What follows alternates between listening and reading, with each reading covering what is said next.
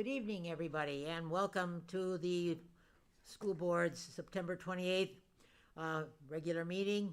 I'd like to call the meeting to order. It's now 5:01, and I would like at this point to call on the new ASB students at Beverly Vista Middle School to lead us in the Pledge of Allegiance. If they would get themselves on screen, and I'd like to have them lead us in the Pledge of Allegiance this evening.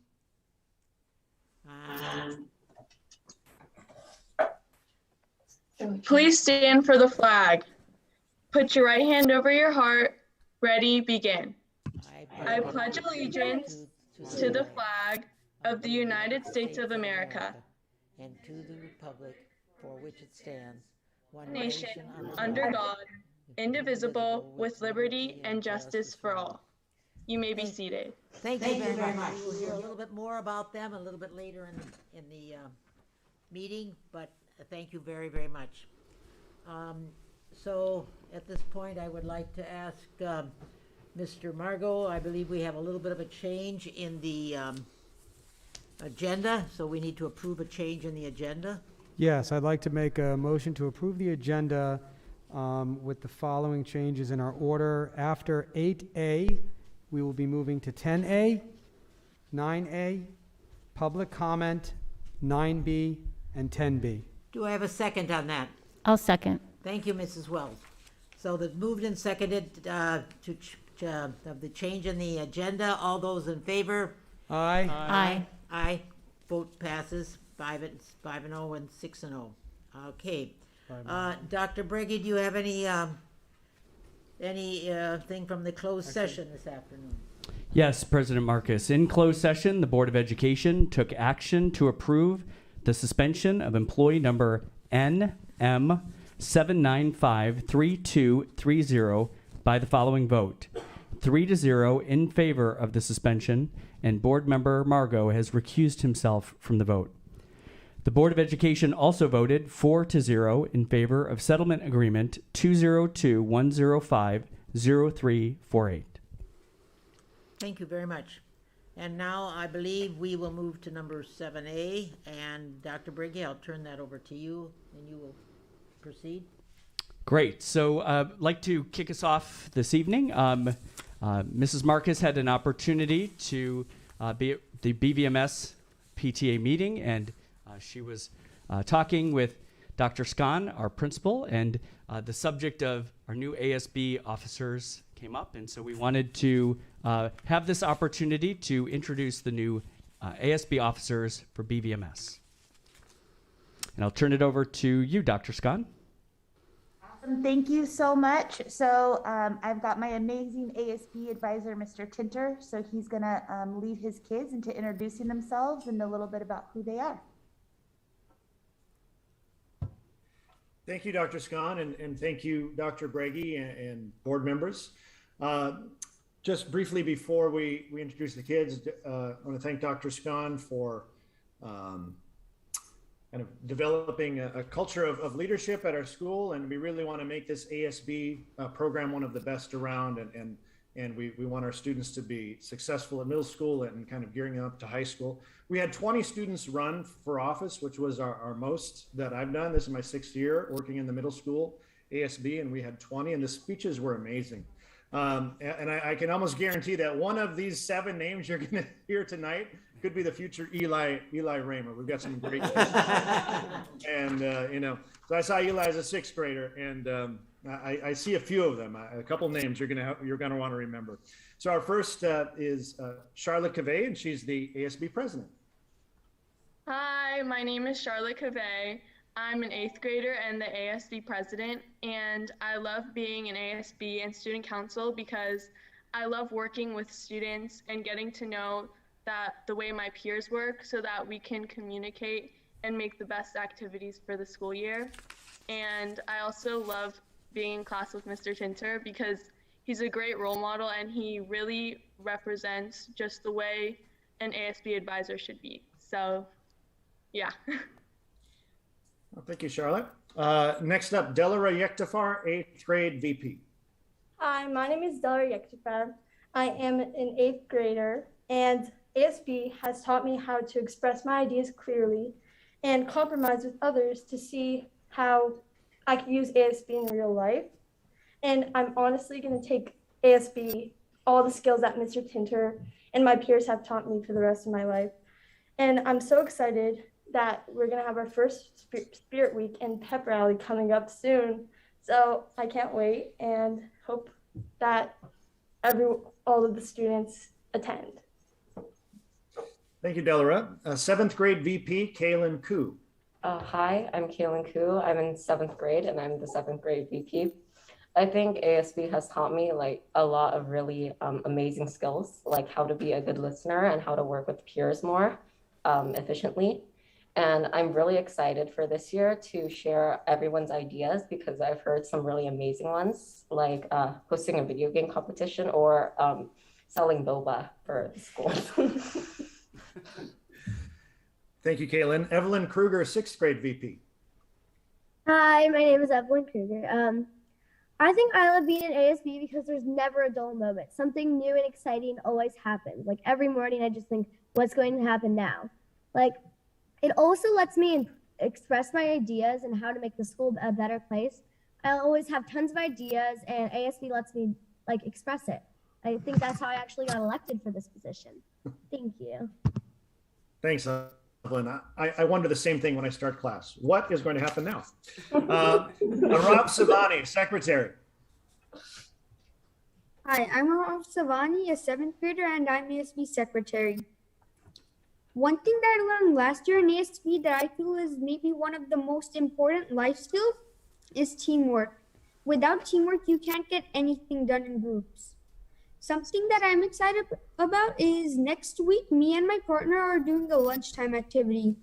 It's called, What Would You Do for a Klondike Bar? It's basically where you need to do silly dares and you get a Klondike bar in return. Thank you, Arav. Our treasurer is Eliana Nadavud. Hi, I'm Eliana Nadavud. I'm in 8th grade and I'm the ASB treasurer. And one thing I've learned from ASB this year is teamwork, like what Arav said, and also you need to have a positive attitude to get through things. And also one thing I'm very excited about this year is the upcoming pep rally and working with the other representatives. Thank you, Eliana. And finally, our historian is Luciana Unda. Hi, I'm Luciana Unda. I'm in the 7th grade and I'm the ASB historian. I'm really excited for this year because last year I had digital school, so I didn't really get to try out any of the actual planning. We only had like 2 months. I'm really excited to get to work with everyone and share my ideas. And this class really taught me a lot of life skills.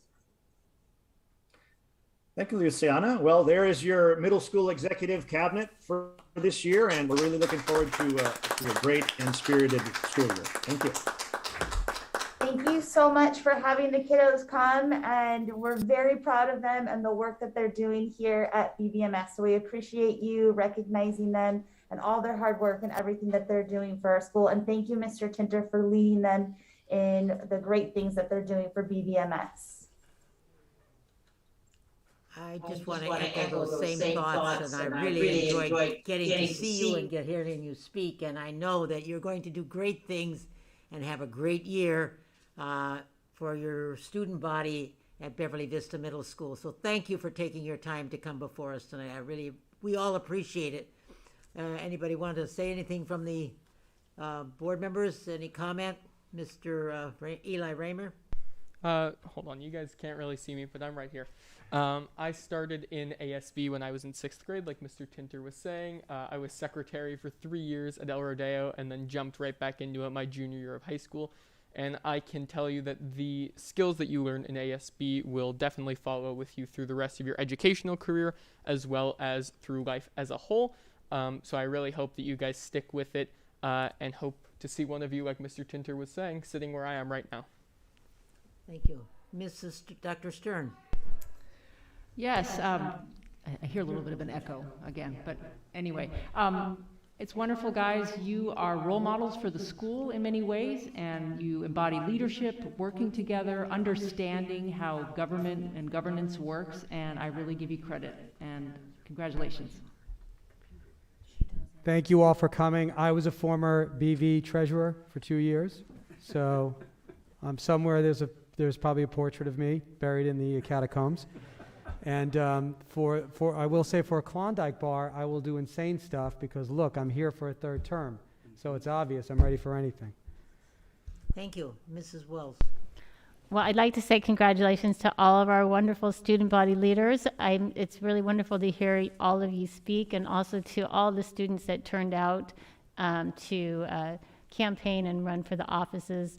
It's really wonderful to hear your enthusiasm and hear you all talk about teamwork, and it brings a great energy to the school. So congratulations to all of you, and I look forward to a great year.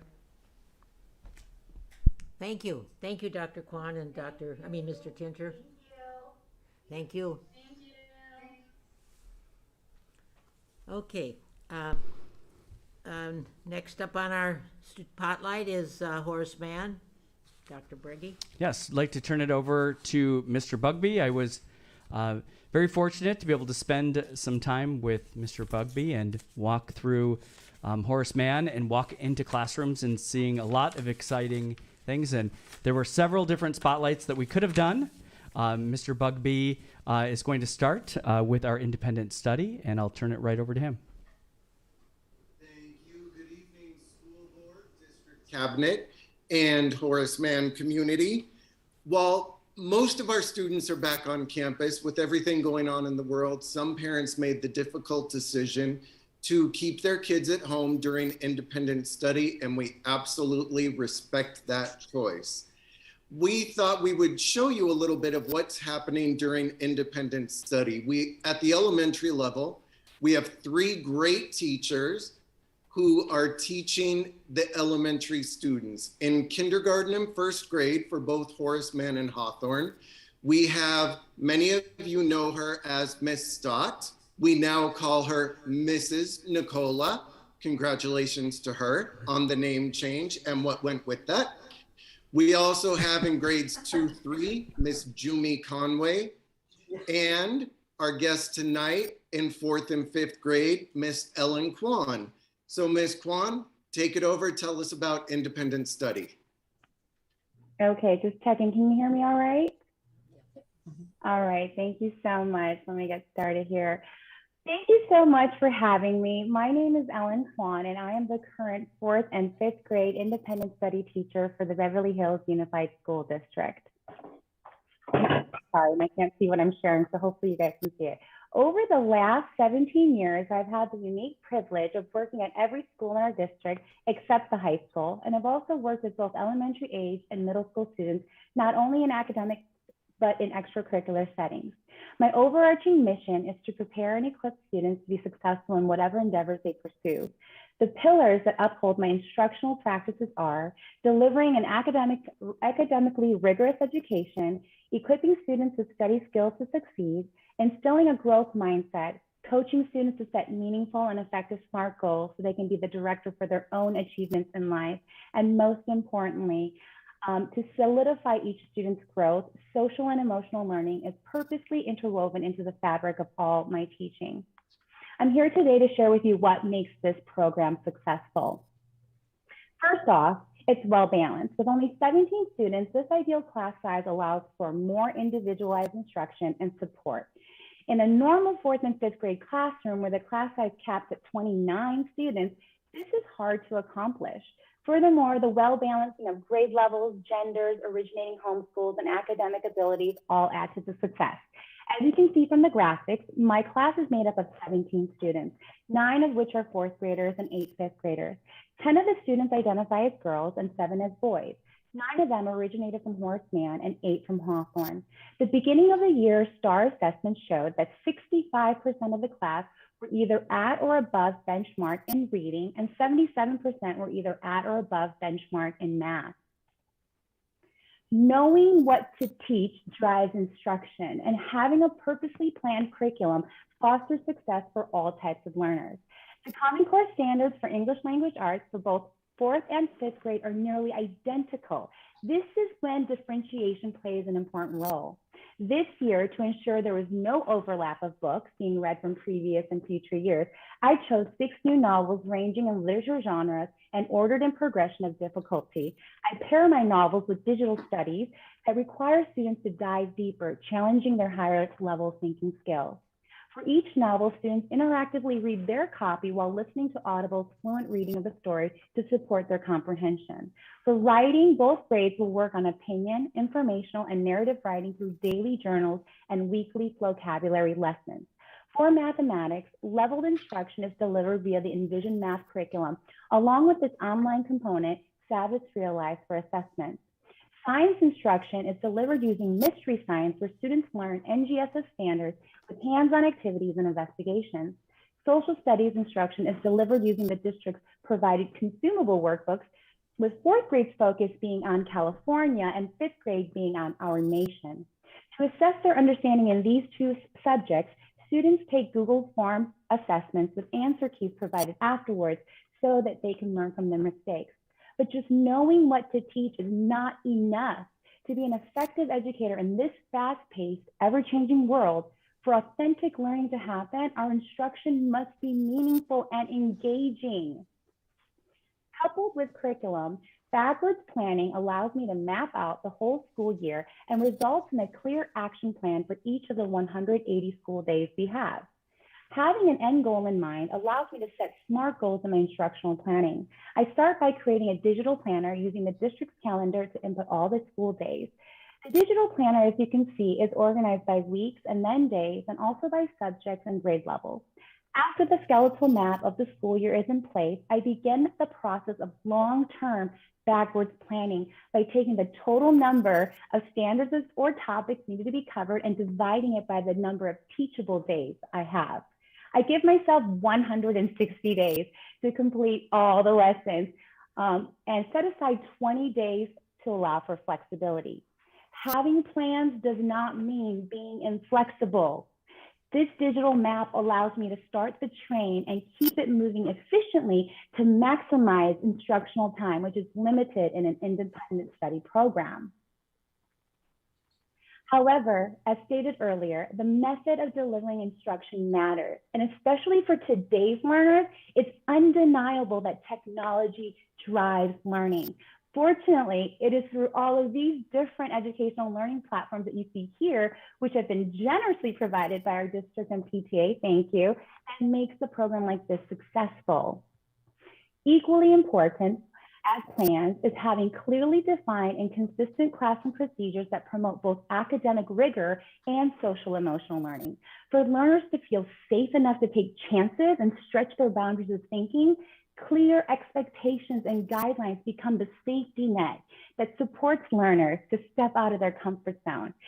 Am I setting my students up to succeed or fail? This is the question that I use to navigate the way that I manage my class. Despite being a virtual classroom, I try to mimic the nuances of a real classroom to provide the students with as much hands-on, interactive, engaging environment they can have. Students enter my Zoom classroom with the same link every morning, and those who are on time are greeted by this slide. Their goal is to be in the waiting room prior to the class starting, so they're ready to go right at 8:30. This next slide signals the start of class. It's going to play music, so hopefully you can hear me.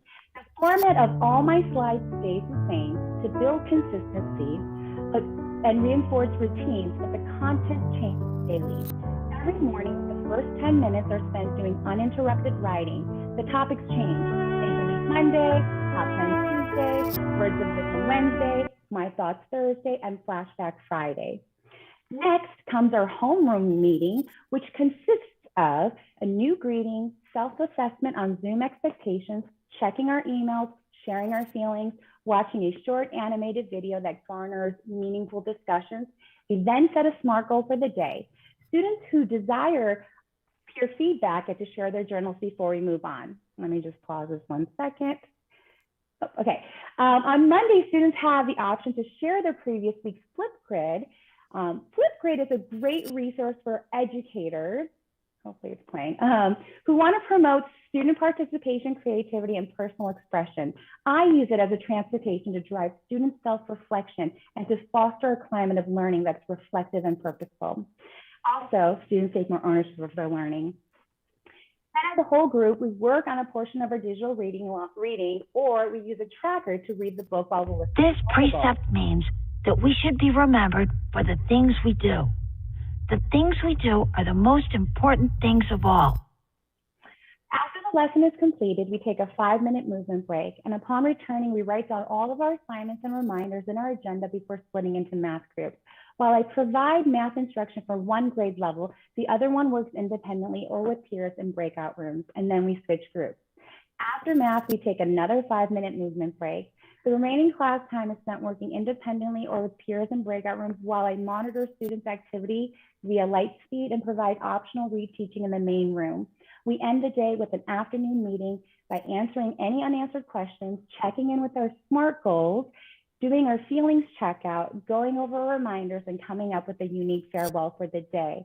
Then, as soon as we break for lunch, I post an announcement in the Google Classroom that lists the assignments and the necessary notes and links for the attachments to be completed successfully. Not only is the Google Classroom a gateway to our class's learning, it's also the vault that holds and documents all the progress each learner makes. From 1 to 3, I hold office hours where I work individually with students who need more support and have set up appointments with me. Lastly, by fostering a partnership with both my students and parents through open and clear communication, a gradual but beautiful paradigm shift happens where students and parents alike take more ownership of their own or their child's learning. Thank you to the school board for allowing me to present today, and to my amazingly supportive principal, Mr. Bugsby, for asking.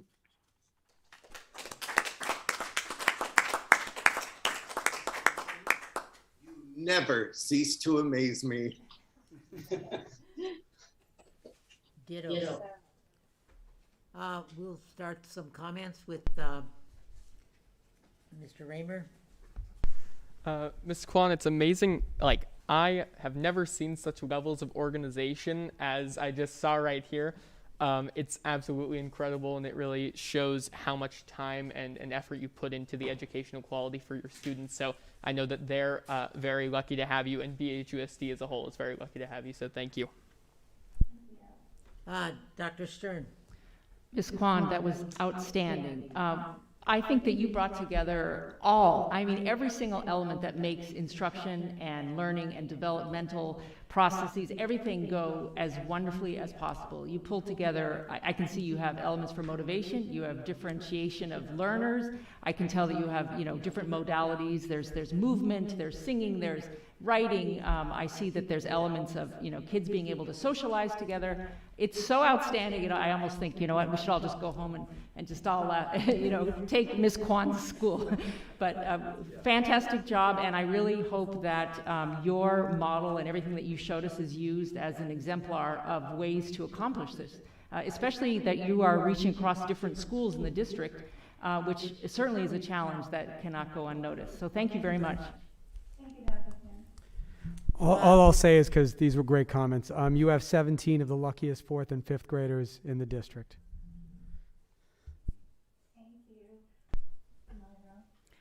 All I can just say is really, wow. I'm so impressed by your presentation and what you have put together. It's so thoughtful and comprehensive and so clearly defined. And I also love how you really have taken advantage of and utilizing all of the multitude of learning platforms that you have available to you. It's such a wonderful model that you have put together for everybody to learn from and to execute and to utilize some of these things. And also, I just have to say, overwhelmingly, your positive attitude is so inspiring and encouraging. So thank you so much for this presentation. It's just really, I can't tell you how wonderful it is, and it's just great. Thank you. Dr. Berge. Thank you. I want to just echo my sentiments. Wow, amazing, and just thank you. This is what our spotlight was designed for, was to showcase this type of information, what's happening in our school district, and to highlight this information. Mr. Bugby was telling me all about your program, and he was exactly right. And I appreciated all the time that he spent. I couldn't believe really what he was telling me, but now I can. So I thank him for that.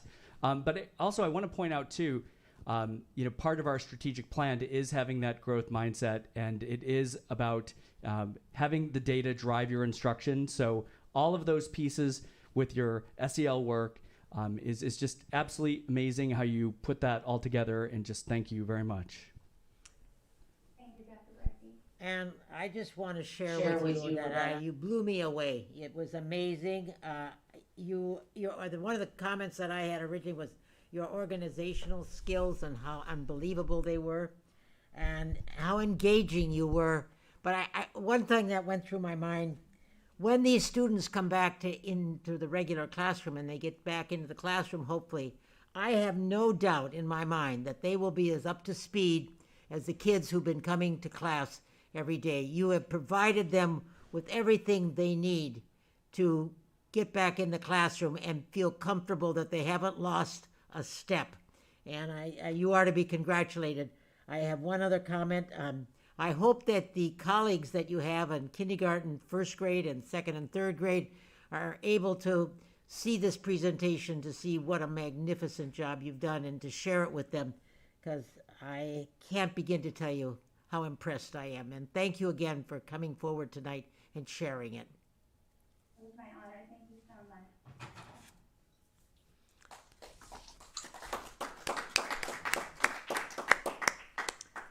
Okay, our next presentation is going to be from Farah Dotis, announcement of the Beverly Hills Education Foundation Innovative Teacher Grant Awards. Farah?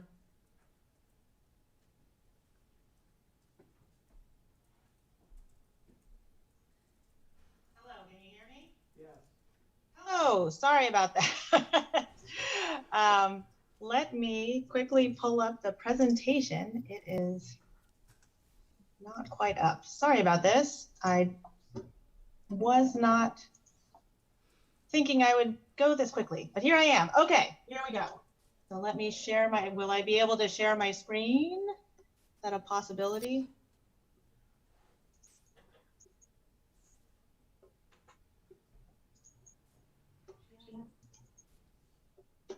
Let's see. Is Rebecca, can I share my screen? Yes, you can. Oh, I can. Hello, there's the button. Thank you. Sorry. It's always an adventure with me. You're welcome. Okay, hold on a second. All right, here we go. Let me just do a presentation. Okay, are you seeing the full size presentation? Okay, great. Thank you so much. Okay. Have I used this before? I'm not sure. Rebecca, how do I change from one slide to another? I'm sorry. If you click once, then you can use your arrows. Okay, thank you. All right. I know technology. Thank you, everyone. All right. I am Sarah Dotis, the president of the Beverly Hills Education Foundation. And I am very pleased tonight to announce the 2021-22 Innovative Teacher Grant Awardees. We launched this program, we relaunched this program. I believe we had a version of it in years past. And it had, kind of fallen by the wayside, but we definitely felt that it was important to bring this back and really spotlight teachers who want to do new and interesting things in our district. So without further ado, oh, look at that, there it went. Okay, so our first awardee is a new teacher in the district. His name is Jason C. Reyes. He's the special education preschool teacher at Hawthorne. His grant title is Dramatic Play Center Evolution. And his submission, his basic submission premise is that most preschool dramatic play centers consist of a single kitchen. With these funds, Mr. Reyes will create multiple real-world settings. For example, a supermarket, gas station, or pet store, in order to expose students to other environments and model how to appropriately interact in these settings so that his special education students will be able to mainstream these skills across multiple environments. Our next teacher is Miss Lisa Beeler, the Technology, TOSA, and I4 coach at Horace Mann. Her grant title and submission was Physical Computing Connects Computer Science with Hands-on Learning. With these funds, Ms. Beeler will purchase Piper kits, which will challenge students to build their own computer from scratch and then subsequently code it. These kits enable children to grow their engineering and computer skills in tandem and make real-world connections between these disciplines. Our next awardees are at BVMS. We had a whole team at BVMS, which is fantastic. We wanted people to, work across disciplines if possible, even across campuses. So this was one of the teams that we had. The team leaders are Marissa Long, social studies teacher, and Miss Katina Valens, who's the instrumental music teacher. And the additional team members are Rachel Legrand, counselor, and Rich Waters, assistant principal. Their grant title was Web, Where Everybody Belongs, Funding and Implementation. And for anyone who doesn't know, Web is a program similar to Link Crew at BHHS, and it will provide a supportive structure for incoming sixth graders as they transition into being middle schoolers. And I think it basically pairs them up with eighth graders so that they have kind of a buddy on campus and helps guide them along their path as they're navigating this new world for them. And then we actually had two submissions from the high school that we approved. The first one is Mr. John Castle II. He's the biology, engineering, robotics teacher, and his grant title is Robotics Competition, Build a Competitive Robot. So the grant money that he's going to be using is going to go towards tools that will enable his students to not only build competitive robots, but also build prototypes, in order to test them out before actually going to competition level. So it's really the engineering side, the hands-on, really just constructing things from scratch and figuring out what works, what doesn't, and doing all that problem solving from there. And our last submission that we approved was from Ms. Gabby Doyle. She's the Highlights News and Watchtower Yearbook Advisor and English teacher. And her grant title was Backpack Storytelling. And this was a really interesting concept because she wants to outfit her yearbook and I believe, the newspaper students with backpack kits that will have, on the go, what do you call this? Like kind of camcorders or recording abilities so that if, news is happening or someone wants to do an interview on the fly, they have that capability to make it really professional and do real investigative journalism. So we were really, really pleased with these submissions. We were amazed at, I know it was a short submission time. Things felt very short this year, but these teachers and certificated personnel really stepped up with interesting possibilities, and all of these projects are scalable. All of them address different aspects of our strategic plan, and we're going to track them throughout the year and hopefully come back with a nice video package at the end of the year to show what progress was made and anything that we might be able to implement going forward. So we're very excited to share this with you. Thank you for letting me present. Thank you, Carol. Thank you. Any comments from members of the board? Any want to go around? Mr. Raymer? Thank you to BHEF for offering these grants to our teachers. I know that they're going to go a long way for those of them that got them awarded. So thank you for your help. Thank you. Dr. Stern. Yeah, I'm just going to echo what Mr. Raymer said, and I look forward to hearing more about this. Thank you. Mr. Margot. I'm good, thank you. Okay, Mrs. Wells. I agree with the comments already made, and I'm really looking forward to seeing what comes of this at the end of the year. So thank you to BHEF. And Dr. Briggy? Just a quick thank you. I always have the privilege to meet with Farah and Chrissy Austin once a month to be able to talk about issues and ideas with BHEF, and this is one that recircled back to us, and it was a pleasure to help promote and be part of this in partnership with BHEF. I just want to congratulate the BHEF again, and the schools. All of the schools seem to have gotten involved, which is wonderful. And the bottom line is that who's going to benefit from this the most is our students. And so I'm looking forward to hearing what some of the students say later on. But it's a wonderful program, and thank you for providing it. Thank you to the BHEF. Okay, now we have number 10A, which is the Keegent presentation. Thank you, President Marcus, members of the board. Annually, the district brings forth a report of our current debt, our debt management, and possible future debt. Staff works with our partners at Keegent to prepare this report. And with that, I'm going to turn it over to Chris Hyatt, our liaison at Keegent. Thank you, Chris.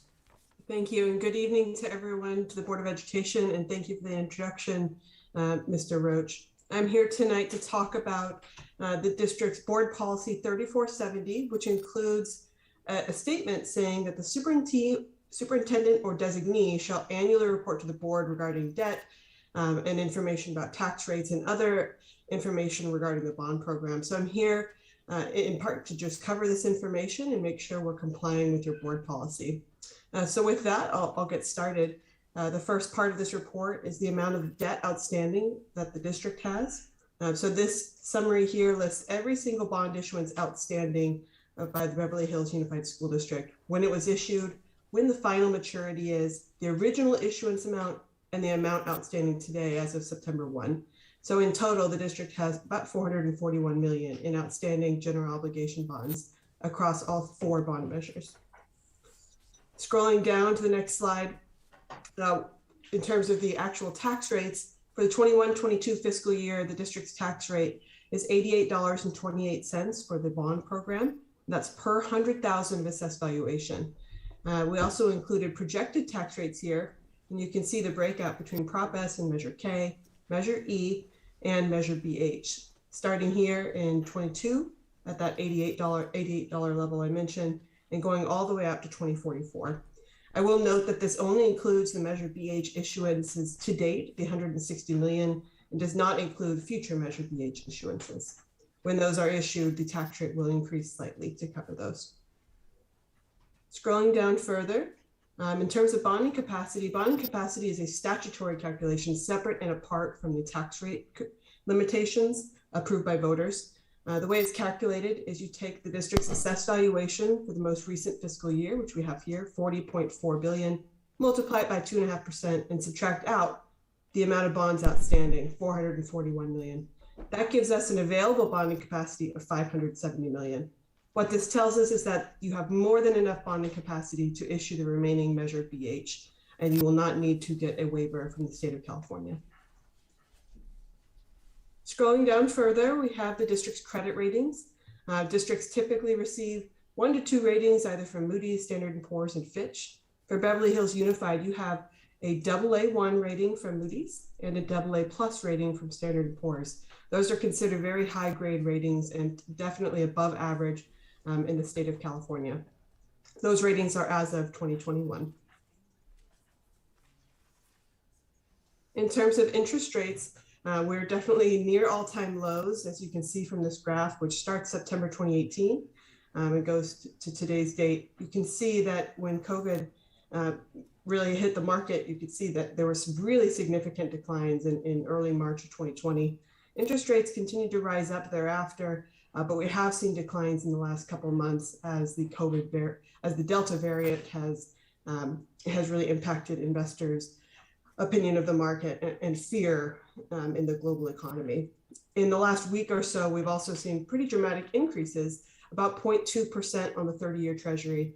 This is backed by the Fed's decision to potentially start tapering later this year and into next year, and also to increase the borrowing rate starting in 2022. Knowing that interest rates have risen in the last couple of weeks, in terms of refunding opportunities, the district does not currently have any refunding opportunities to refinance any outstanding bonds, but that is something that KeyGent regularly monitors. And to the extent that changes, we would provide updates to the district. In terms of new developments for California bond financings, the first was that in early 2021, Moody's Investor Service updated their rating methodology. The new methodology now includes both an issuer rating as well as a bond rating. In the past, they have only given a bond rating. The new rating criteria also lowered the emphasis on management and increased the emphasis on debt and pension obligations. So this did come into play when Moody's took a look at the Beverly Hills Unified Credit Rating. The other development that we wanted to mention was that there's a potential as part of Biden's new infrastructure bill that tax-exempt advanced refundings may become available again. So if that does happen, the district may have a refinancing opportunity. And of course, we would work with Wade if that does go into effect.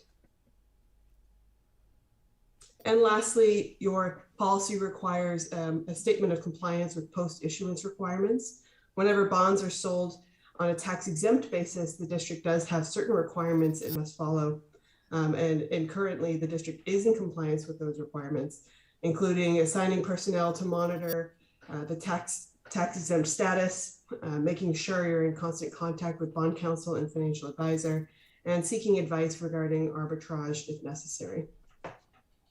So with that, that covers all of the requirements of your board policy. If there's any questions, I'm happy to answer them. Well, thank you very much. That was quite, I think we're in pretty good shape. That's what I like the best about that report.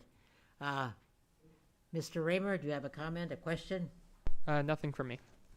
Okay, Dr. Stern. Mr. Margot. Yes, thank you. Thank you, Chris. Either of you can answer it. So you mentioned that we might be setting ourselves up for a possibility of refinancing. When would that occur if it did? If the legislation goes through, you could potentially refinance within a few months after that. It will, of course, depend on where interest rates are. But if that legislation went through tomorrow, there would be a potential opportunity to refinance. Okay. So it will just be dependent on when it goes through and where interest rates are at that time. Thank you so much. Nothing else? Mrs. Wells? Well, thank you for this report. It's all very good news. I do, along the lines of the refinancing, if the Investing in Our Communities Act does get passed, it says here that it has the potential to be passed before the end of the calendar year, and it could happen within a few months. I would just suggest that it's all the more important that we are able to stick with our date for October for updating or getting an updated master plan and budget so that we can really see where we stand on all of our projects in terms of budget and scheduling and where we are so that we can take advantage of these potential opportunities that can come up, because it seems like we could have some very, we could have tremendous opportunities if this act passes. Dr. Breggy? Oh, no. Okay. I would just like to thank you again for this very comprehensive report. And I thank you for taking the time to bring it to us. And we look forward to seeing you again in the near future. Thank you. Thank you very much. Have a good evening. Okay. I thought you said you wanted to. Okay. We now move on to 9A. Mr. Jabari Willis.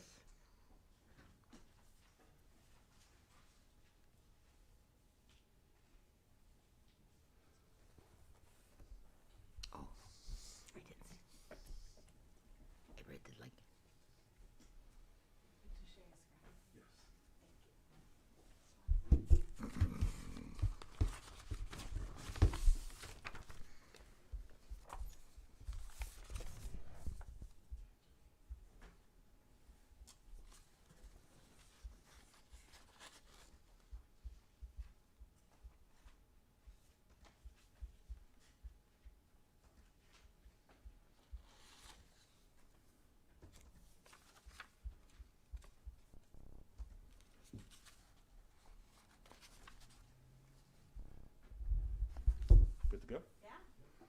Good evening, Board of Education. Dr. Brady, here to discuss with you the process for filling a vacancy on the school board. So, what causes a vacancy? Try and move this out of the way. Sitting right there in the middle. I don't know why.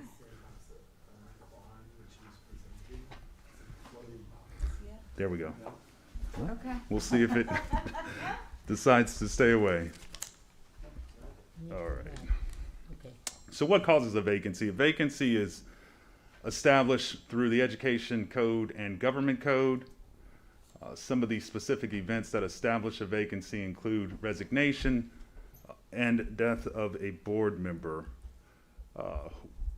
In terms of filling a vacancy, the law requires that the governing board either make a provisional appointment or order a special election to fill the vacancy. This is controlled by Education Code Section 5091. There are two important exceptions to that rule, but the district's current situation, those exceptions do not apply. The governing board has 60 days from the date of the vacancy to either make a provisional appointment or to order the special election. If the governing board fails to take action in that 60 days by either making an appointment or ordering a special election, then the county superintendent of schools is required to order a special election. I do point out that even if the county sup is required to order a special election, the district is still responsible for the total cost of a special election. We're going to first talk about the provisional appointment process. In terms of individuals being eligible as candidates for the vacant office, the individual needs to be 18 years of age and a citizen of the state, a registered voter, a resident of the school district. They cannot be an employee. If an employee wants to be appointed, they would need to resign from employment with the district before taking office, and the individual cannot otherwise be disqualified from holding office. Now, some of the best practices in terms of the interview and application process is to solicit potential candidates and applications through local media. Obviously, in today's technology age, we also start to see a lot of solicitation to occur via social media. The interviews of potential candidates occur at a public meeting. The board is also required to seek the input from the public. Please note that CSBA can also provide further guidance as it relates to this process, and I've provided a link for that. There is no specific legal process in terms of how potential candidates must be vetted. In terms of the process that the board has established, if you look at your board bylaw 9223, this is what's set forth. The board shall accept nominations for board membership at a public meeting and shall select the provisional appointee from among these nominees by a majority vote. So again, I want to emphasize that any provisional appointment must be made by a majority vote. Now that the board is currently functioning with 4 board members, it's still going to require 3 board members for approval. If you select a provisional appointee, that appointee immediately assumes all powers and duties of a governing board member upon that appointment. The provisional appointee holds office until the next regularly scheduled governing board election. At that time, an election is held to either fill the vacancy for the remainder of the unexpired term or for a new term. In this particular instance, the next regularly scheduled election, is November 8th, 2022, and the individual elected would be serving a new term as that particular seat was up for election in November of 2022. Now, if the board does make a provisional appointment, It is required within 10 days of that appointment to post notices within 3 public places within the district, as well as publish notice in a newspaper of general circulation within the district boundaries. The notice must state the following: the date of the vacancy, the full name of the provisional appointee, the date of that appointment, and a statement regarding a petition. And so it's clear as it relates to the petition, following any sort of provisional appointment, the public may petition the county superintendent to hold a special election. There is a process that is set forth in the code section for such a petition. So let's talk a little bit about a special election. If a special election is ordered, it is to be held after 130 days have expired from the date that the election was ordered. So, you know, the law always words things a little bit difficult at times, but to make it easy, if you were to make a decision for an election today, we could not hold an election for at least 130 days. Election Code Section 1000 also sets forth the dates actually an election will be held. And so the next election date is April 12th, 2022. So if a special election is ordered by the board, that election would be held on April 12th, 2022. The individual that is elected would hold office from April until the next regularly scheduled meeting or next regularly scheduled election in November of 2022. The provisional or the elected person would have the right to run for re-election in November of 2022, but as it relates to the special election, they would only hold office for approximately 7 months. As noted earlier, the cost of a special election is borne solely by the district. Several years ago, the district moved to even year elections. The purpose, one, was to increase voter turnout, but two, was also to allow the district and other public entities to share in the costs of election.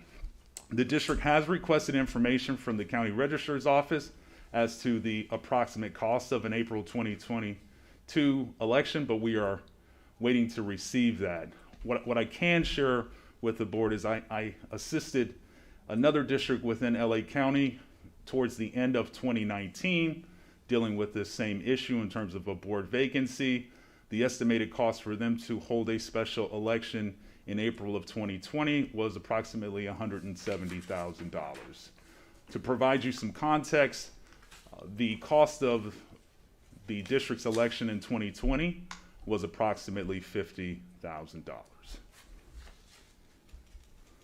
Are there any questions? Well, we'll start our way around the, thank you again for that wonderful presentation. Mr. Raymer.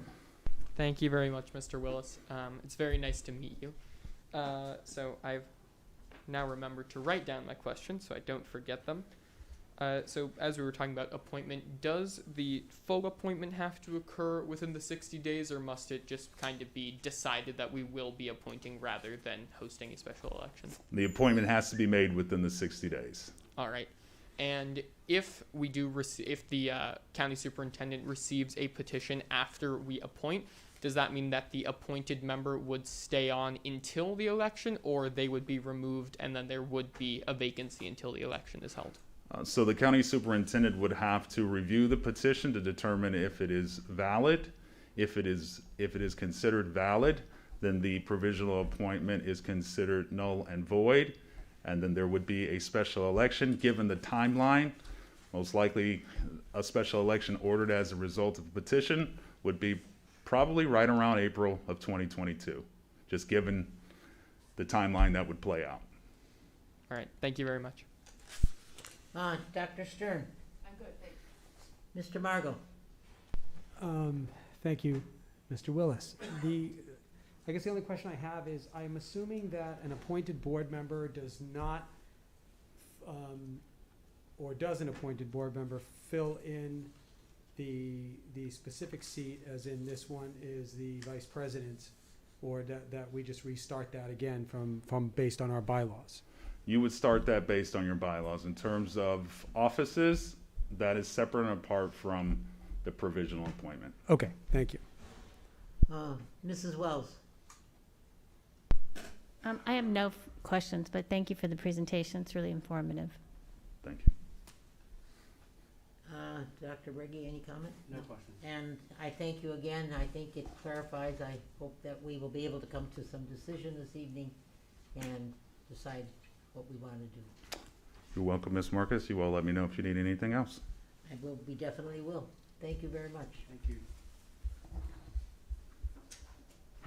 Okay, we are now moving on.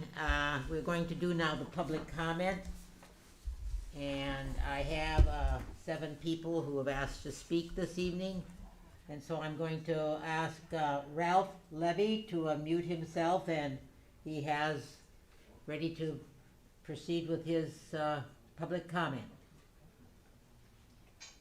Thank you, Mrs. President. Thank you for having me speak.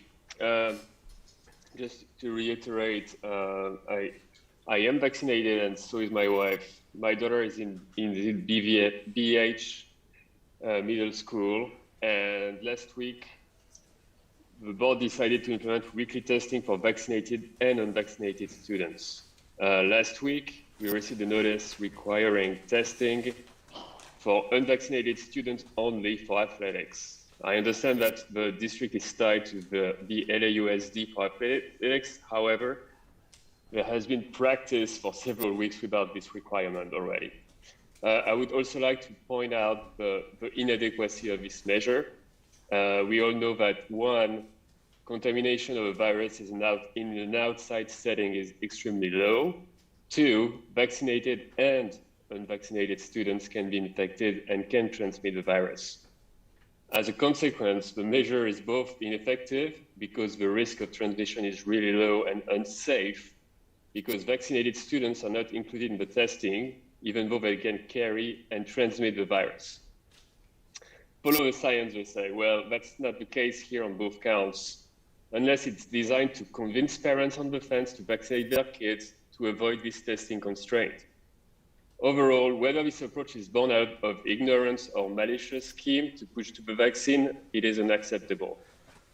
More and more parents are growing concerned about the vaccine in this community. The last board meeting video had over 1,000 views, 1,200 I think, which is unprecedented. More and more doctors around the world are questioning the vaccination one-size-fits-all versus the use of therapeutics that is restricted by states and hospitals. See the Physician Declaration Global COVID Summit in Rome, Italy, signed by more than 3,500 doctors and physicians. And I left the link in the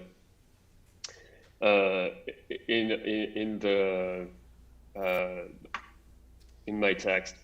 People are waking up around the country, and I think it's time to start thinking rather than impose mandates that are completely unjustified in regards to statistics observed in the district and the higher risk of incidents due to the vaccine for the 12 to 15 years old than having the virus itself. Thank you.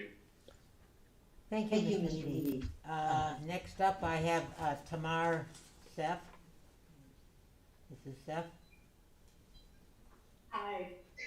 Dr. Breggy, President Marcus, and board members, thank you for all of your work on behalf of our community. I trust this board to appoint a suitable individual to the current board vacancy. I feel that filling this position by special election, as we just learned from Mr. Willis, will be more costly and time consuming than necessary. In appointing an individual, I urge you to consider what will be important to the safety and success of our district in the next year. I believe that we are not quite out of the woods of the pandemic yet, and it will be important in the next year plus for this board member to stand strong on the side of science and COVID precautions, which will keep our infection numbers low and our campus's doors open. Please carefully vet candidates' positions in this arena. On a related note, and I apologize if I missed a communication from the district based on the previous comment, but I look forward to hearing an update tonight on the status of regular required COVID testing for all students. As we move into fall and winter, I believe this will be more important than ever. As a fully vaccinated friend and relative of people who are also fully vaccinated but at high risk of COVID complications, I urge you to consider requiring vaccinations for students 16 plus. Thank you. Thank you, Mrs. Misty Johnson. Thank you, Board and Mr. Superintendent. It would not be helpful to rehash the smear campaign against Mrs. Walker-Schuman currently undertaken by certain unprincipled individuals and publications. I will only say that it is shameful and that it saddens and angers me to lose her as a school board member. The unfortunate need for her to resign due to the unfounded personal attacks of petty people is a blot on the reputation of BHUSD. As an employee of the district and as a parent of 3 children at district schools, I feel that Mrs. Walker-Schuman represented my desires as a parent and the educational needs of my children immeasurably well. Mrs. Walker-Schuman has proven herself to be an asset to this community by focusing on students, fighting for their future, and doing what she knew to be best, all without pulling any punches to protect her reputation or by kowtowing to those who would deride her for calling a spade a spade. Mrs. Walker-Schuman is a stalwart, lifelong citizen of Beverly Hills and a defender of our children's education. She will be missed as a valuable member of this board. Thank you. Thank you. Ms. Marie Neiman, and you have been ceded time by another member, another community member, so you will have 6 minutes to speak. Marie? Thank you. Can you hear me? I Hello? can't hear you very well. You can hear me? Yes. Yes. Oh, thank you. I couldn't hear you. Good evening. Thank you so much for the time. There are about 5 issues I want to bring to the board and community's attention. First, as we just listened about the presentation, we now have a board seat to fill. And we need to consider what kind of person should fill it.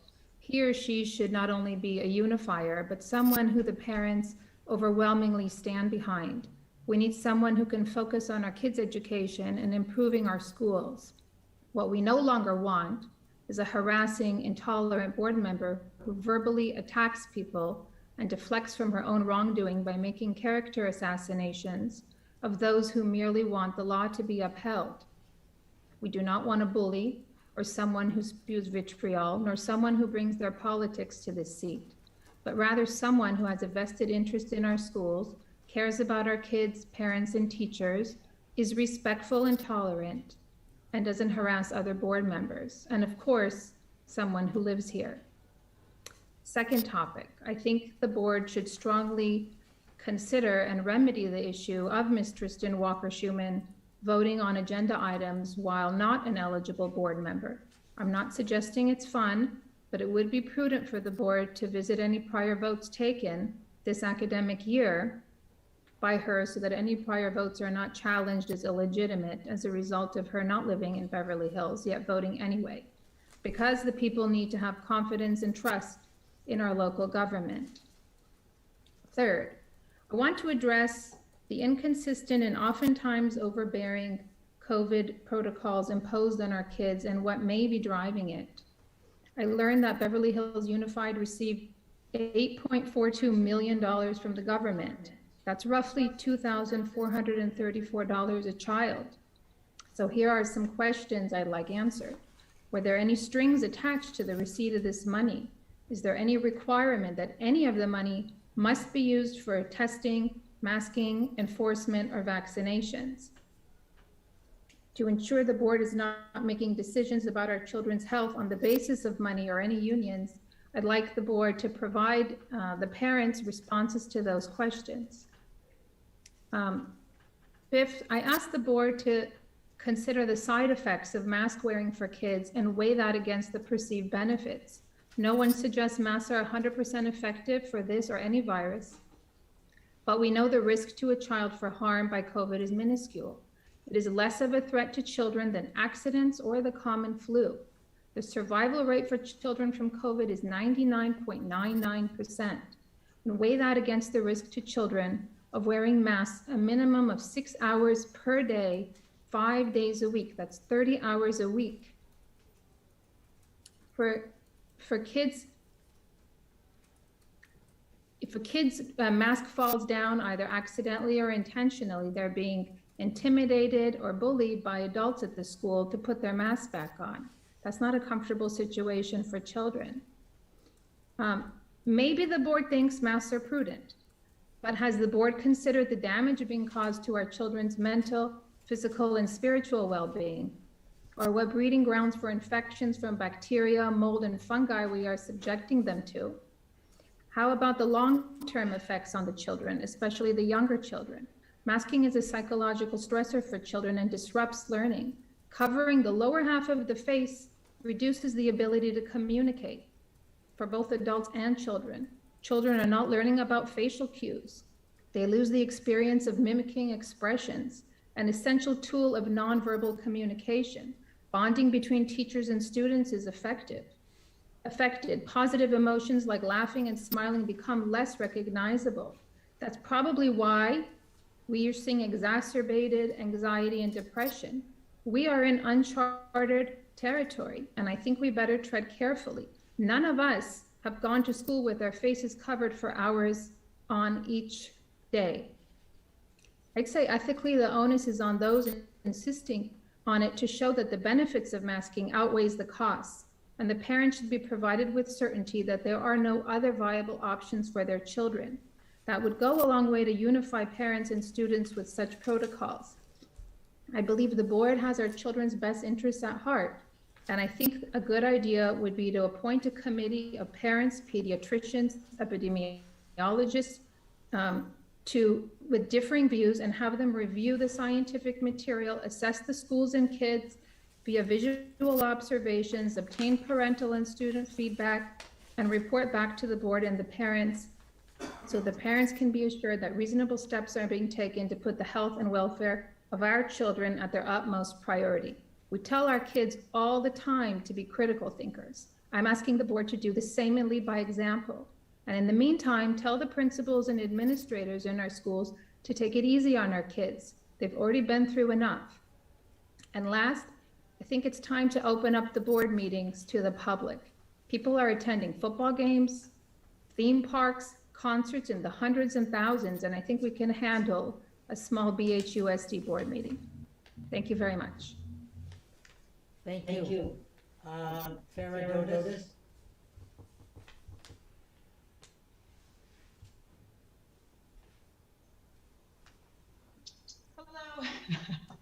Hello. First off, I just want to say I do not envy you your position on having to make all of these decisions regarding COVID. That is, yes. Anyway, I do not envy you your position. But for my letter, dear President Marcus, Ms. Wells, Mr. Margot, and Dr. Stern, I write to express my disappointment with regards to the resignation of Mrs. Tristan Walker-Schuman last week. Mrs. Walker-Schuman and I became acquainted as two opposing voices with regards to reconfiguration. Despite our differences, I came to understand, appreciate, and respect her.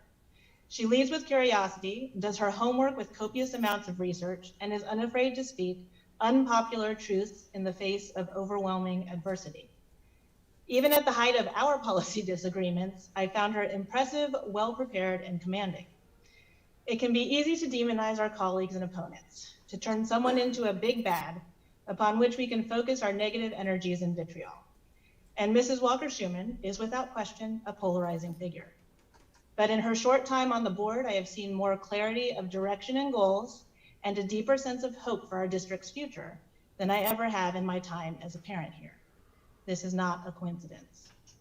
As you embark upon your selection process to find Mrs. Walker-Schuman's replacement, I implore you to take a moment to reflect upon what brought us here.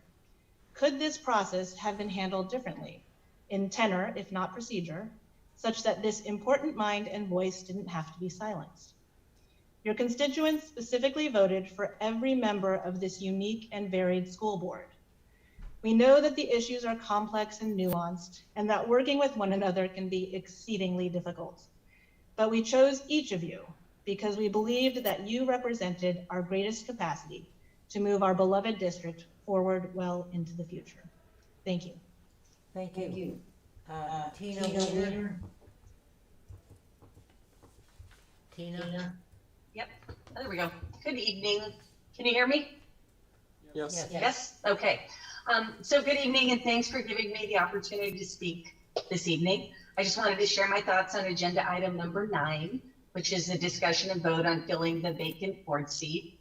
And after that presentation, I do see that this is going to be challenging, but I do implore this board to put differences aside and come together to find a suitable candidate to appoint without having to go to a special election.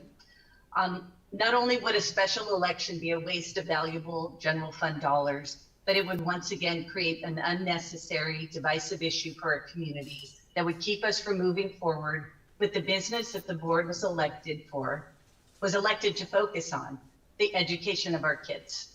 So I just want to thank you all for your commitment to the families of this community. Listening to all those presentations that you had before the meeting, at the beginning of the meeting, we see that there's a lot of great things happening in the district. So let's get this seat filled and keep moving forward. Thank you. Thank you. And last but not least, Alma or Dad? Alma?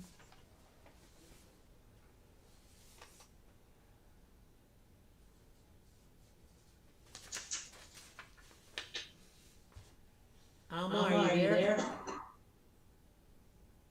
I see that you're on the screen, but I don't know if you're available.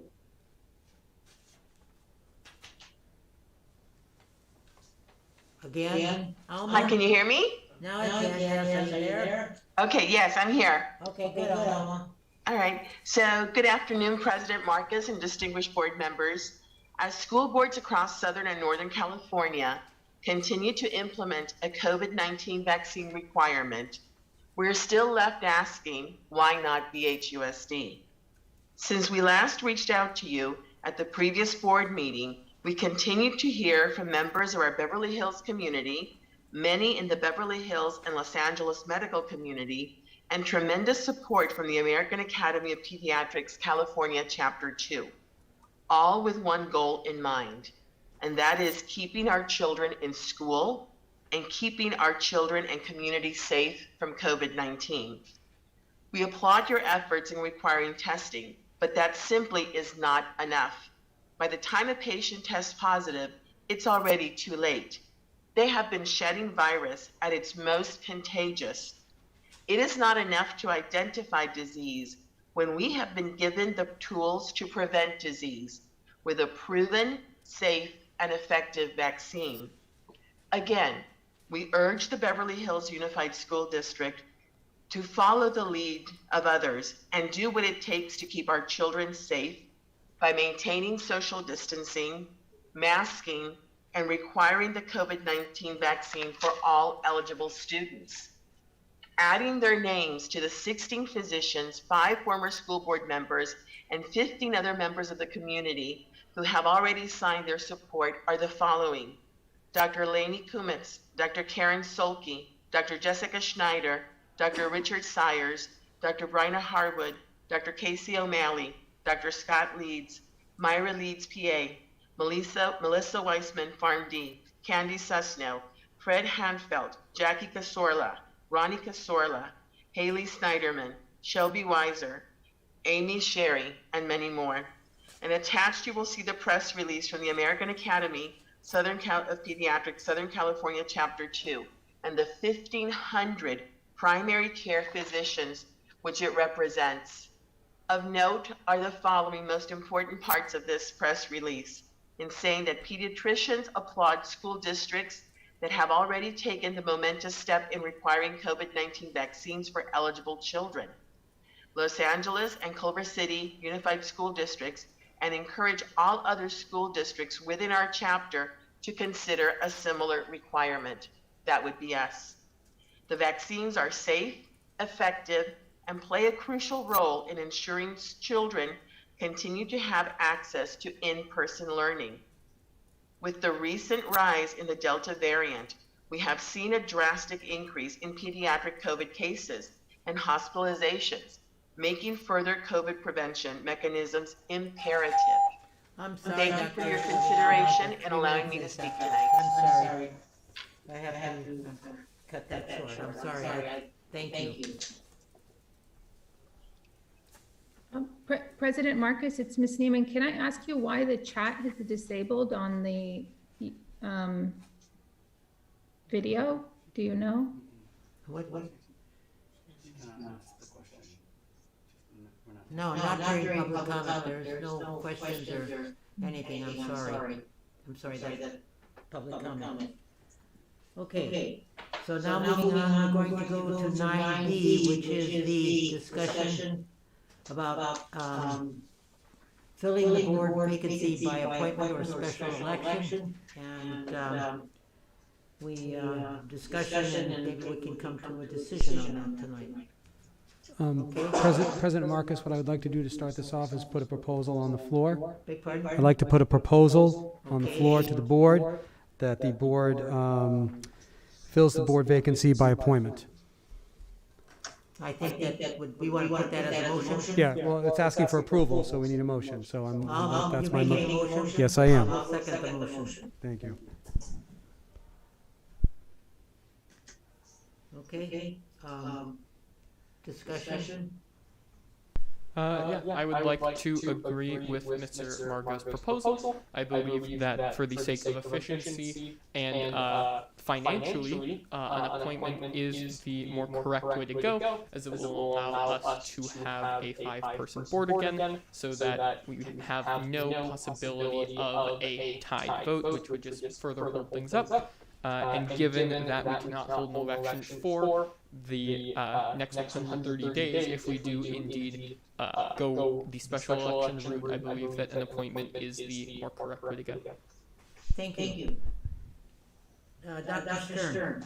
Yes, by appointment, much more so than a special election. Definitely agree with the proposal that Mr. Margot put forward.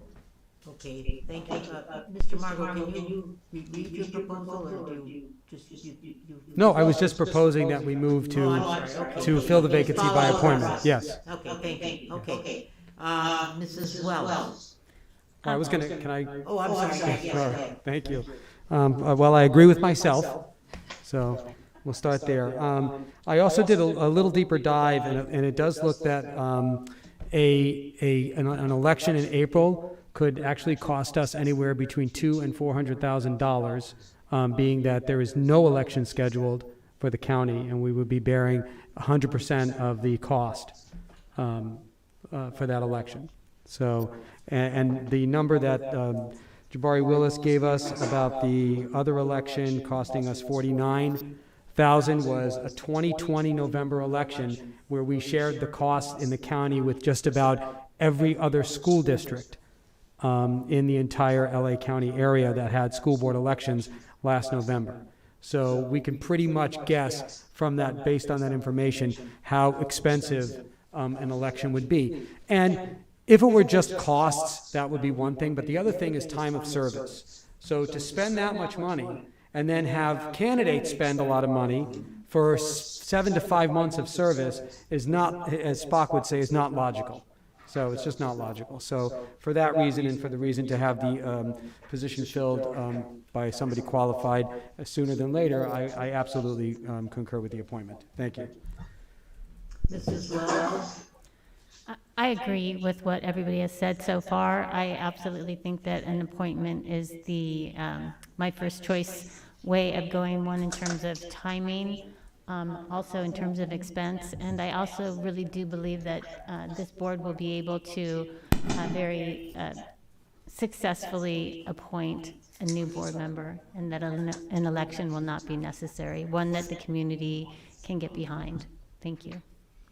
I would like to agree with all of my colleagues on the board. I had written a couple of comments also, and they all jive right with what you said, Mr. Margot, about the money that not only that will cost an election, but the amount of time that the candidates themselves and the length of time to run the campaign, where we might have somebody immediately within half that amount of time sitting on the board. And I do believe that we, as adults, can come to a very good agreement on a candidate. I think that we're ready to move forward on that, and I look forward to it in the next few weeks. So I'm going to give the direction to Dr. Briggy to do the whatever needs to be done. I think you'll all agree that we have to put it out as a whatever the applications and we can meet and the 4 members of the board to start to work with setting that up as soon as possible, ASAP. I think everybody agrees that that would be Most prudent. Yes. We need to take a So vote. I would like to call for the question, if that's possible. Yep. Mr. Raymer? Yes. Dr. Stern? Yes. Mr. Margot? Yes. Mrs. Wells? Yes. And Mrs. Marcus is a yes, so the vote passes 4-0 with a provisional from Mr. Eli Rammer, a yes also. Okay? Okay, thank you. That was very nice. Thank you. Okay, the next is the number 10B, which is the approval of the annual debt policy report per the board debt issuance and management policy 3470. I would like a motion to approve the approval. I'll make a motion for the approval. Okay, thank you. Do I have a second? There you go. Yes, I'll second. Thank you, Mr. Margot. Okay, Mrs. Wells was the first, Mr. Margot the second. Approval of the annual debt policy per the board debt issuance and management policy. Do we have a? Thank you, President Marcus, members of the board, and in accepting the report that you saw earlier. And there are no changes to the debt policy at this time. Thank you. Are there any comments or questions from any member of the board? No. Okay, I'll call for the question. All those in favor of the approval of the annual debt policy? Aye. Aye. No, Mr. Raymer? Yes. Dr. Stern? Yes. Mr. Margot? Yes. Mrs. Wells? Yes. And Mrs. Marcus is a yes, okay? Okay, I have here now a, Should be consent. wait, I have, yeah, okay, we need to have, does anybody want to pull anything on the consent calendar? No? Okay, I'll make a motion to approve the consent calendar. Do I have a second? I'll second. Thank you, Dr. Stern. First by Mr. Margot, second by Dr. Stern. All those in favor of the consent calendar, Mr. Raymer? Yes. Dr. Stern? Yes. Mr. Margot? Yes. Mrs. Wells? Yes. Mrs. Marcus is a yes, so it passed 4-0 and provisional. Okay. I have to turn here, and here we go. Oh, Dr. Briggy, we're ready for your board report. Great. Okey doke. Here come the slick graphics.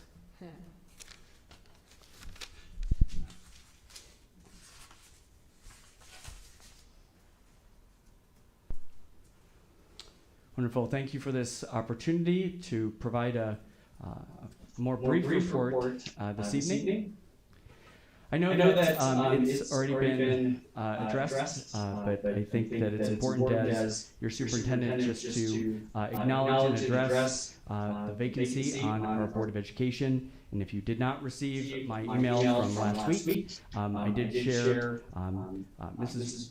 Walker-Schuman's resignation from our Board of Education and thank her for her service and her time at BHUSD. We've already heard this evening how we're going to proceed with the vacancy and how it will be filled. One thing I want to point out is something that we've referred to before. We keep making updates. This full-page graphic with our exposure protocol. And I really just encourage everyone to take the opportunity to print this out at home. If there is any time that we would reach out to you as a family with a situation that we need to apprise you of, this information gives you just about everything that you need to know. Now, I know that there have been a lot of questions about the newly revised health order that occurred last week. The decisions during this pandemic, as you are all very aware of, have not been easy, and we continue to place the safety of our students, our goal of keeping our schools open, and the education at the forefront of every decision that we make. Now, allowing students that have been exposed to another student that's positive with the COVID-19 virus, considered to be a close contact, and immediately return with proof of vaccination, that was a pretty significant shift in a previous LA County Department of Health order. Now allowing unvaccinated students to also have been exposed to another student positive with COVID-19 as a close contact, and then to immediately return if they're eligible through a modified quarantine. That is the most significant shift in all of the LA County Department of Public Health protocols in the last 18 months. Having students that have been exposed to the virus obviously have a higher risk transmitting COVID-19 than students that do not, and allowing these students back onto our campus raises the responsibility for all of our staff to ensure that these rules are followed for those families that choose this brand new modified quarantine option. Keeping in mind that the modified quarantine students must be supervised by school staff, and this is outside of the classroom, which puts us in a difficult situation if a teacher doesn't know every student in the school. The moment students come in, they're on our school campuses until they leave, students must be monitored. We need to ensure that students that they're on campus. For any reason after school, they cannot be on campus. So we need to make sure that at the end of the instructional day, that these students return home. It's also important and our responsibility to ensure that they remain asymptomatic throughout the day, that they are wearing their masks correctly the entire time that they're in school, and this includes indoors and outside. To ensure that the students are eating and drinking, they're separated through physical distance from other students, and to ensure that the students are COVID-19 tested twice a week while they're on modified quarantine. As a district, we're responsible for ensuring that we keep all of the records. As you know, there is a considerable amount of information that is provided to the LA County Department of Public Health. Now, I can tell you there's 80 school districts in LA County. We don't really count Long Beach because they have their own health department, so we're really looking at 79. As of Friday, 16 out of the 79 school districts, including ours, we have moved forward with our modified quarantine. 17 school districts, they're planning on it. They haven't set a date when they're going to go into modified quarantine. A lot of people are asking us, other districts are asking us for how we're doing ours. 35 are just not sure because of the added risk and responsibility it places on the school district. And there are 11 as of Friday that have said that they are not going to offer this choice of modified quarantine. And I know that there have been a lot of comments, there have been a lot of people that have raised some questions about how we're providing this opportunity for our students and how we're able to identify students with wristbands. And I wholeheartedly admit that in my entire career, it has always been about doing everything that you can not to single out a student. In this particular situation, again, having students return immediately, unvaccinated students to campus, and at high risk, and to ensure all of those things are followed, every school staff member is responsible to ensure that the students are maintaining those expectations. So the wristband was difficult for all of us. So at one point, we just started to talk to students who were going through modified quarantine. Again, it's a choice. It may not be for some families, but for those families that want to be able to return their child immediately back into the classroom, for those that are eligible, the modified quarantine has been something that families have selected. So far, we have not had any families say no to modified quarantine. But with that comes some additional things that we need to do to ensure that our students are following these expectations. We do have our dashboard. Again, it's active on our website, and we do update this each time we do have a positive case at one of our schools. As you can see, the chart is just in two columns for our staff and our students, and at the very bottom, you can see that we have a total for active cases. So in this case with students, as of today, we have 7 active cases with students with COVID-19 and just 1 for staff. And then we have our total cases at the bottom. As I said at the last meeting, this is a real tribute to our community and the things that you're doing at home, the things that our teachers are doing, things that are happening in your homes to help with the layers of protection. And we're just so thankful that we're in the place that we are, because we have among the lowest positive cases in the entire county. So moving along to some information that we shared with you a few board meetings ago about some of our renovation work. On the left-hand side, you can see this is our old graphics up on our swim gym, and due to a process where we were able to get some feedback about what this should look like with our new branding, the right-hand side, it's not finished in this particular picture, but we were driving by and we just wanted to at least show you the work that's being done right now, and it just literally just pops. It's just such a proud feeling to be able to see this go up, and it should be finished very soon, and then we'll show you an updated picture as well, but we wanted to pass along the good work that's happening on the swim gym.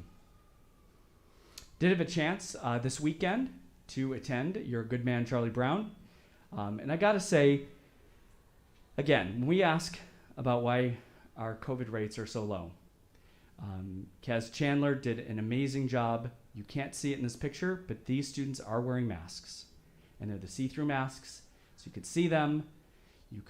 They could see each other. There was lots of singing that was going on. They did a fantastic job. It was such a wonderful production at Horace Mann. And the other thing I have to just add about this, again, when I say this takes a village, and it takes all of us. I went to the performance on Saturday, and I thought I was going to be in charge of being the mask patrol. I thought, here we go. I'm going to be, instead of enjoying the play, I'm going to be walking around, and I'm going to be like the LA County Department of Public Health. And I didn't have to do that. The parents were amazing. So they went beyond the expectations that we had. We had parents that taped off rows in Horace Mann to ensure that there was some social distancing above and beyond what they needed to do. Every single parent, every visitor had their mask on and followed all of the expectations. And I really want to say thank you to the parents that put that all into place for Kaz, because it was so enjoyable that I was able to actually watch the play and enjoy it, because the parents really took the control of the environment and ensured the safety was exactly how we would have it in our schools. So I'm very appreciative of that. Speaking of our creative parents at BVMS or PTA, this is, again, utilizing that outdoor area and that space. This is a PTA meeting in which President Marcus attended, and you can see that they've utilized the space that's right outside in front of BVMS, and they utilized this space quite well, and we're just, again, really appreciative of the creativity so that we were able to hold this outside in a safe manner and still be able to provide this opportunity for all the parents to attend. Something that's coming up is Fall Harvest Festival at Hawthorne, and this is one of my favorite events of the year at Hawthorne that I attend every year. This is going to be coming up on the 22nd, and already we're getting creativity from our parents on how to put on this type of event that meets all of the expectations in the LA County Department of Public Health order, and we're just super excited to see what this year brings. I've had an opportunity to spend some time in our schools, which is a big part of my job, and oftentimes is overshadowed by a lot of the work that's happening in the district. So I was able to spend time in classrooms at BVMS, also at Hawthorne, and this was a visit at Horace Mann last week. And this is just some amazing work by our teachers. You can see one of our Apple Award winning teachers, Mrs. McGregor, And she took her class outside to read. They're working on laptops, and we're doing some one-to-one teaching too with students. And again, the creativity is endless on what we can do to ensure that we follow all the safety measures, but still meet the needs of all of our students. Coming up is National Walk to School Day. This is something that I talk about each year, and it's going to be on Wednesday, October 6th, for all of our schools. This is a partnership with the city of Beverly Hills. And if you just happen to be walking to Hawthorne, you'll be able to see and walk with Mrs. Marcus and also Mayor Wunderlich. We'll have some more information about that soon. And as you heard tonight with the student testing, it's important to just share with you that as the pandemic continues, we need to continue the layers of protection that we have for our students. And I think what I want to just point out about this particular slide is that coming up on the agenda is our policy for student testing and the student testing program. And I think the driver of this program is really the thing I want to just really share with you as one of the most important things. And that is that we're constantly looking at the data. As you can see, I always bring up the data with the dashboard because I think that's really important.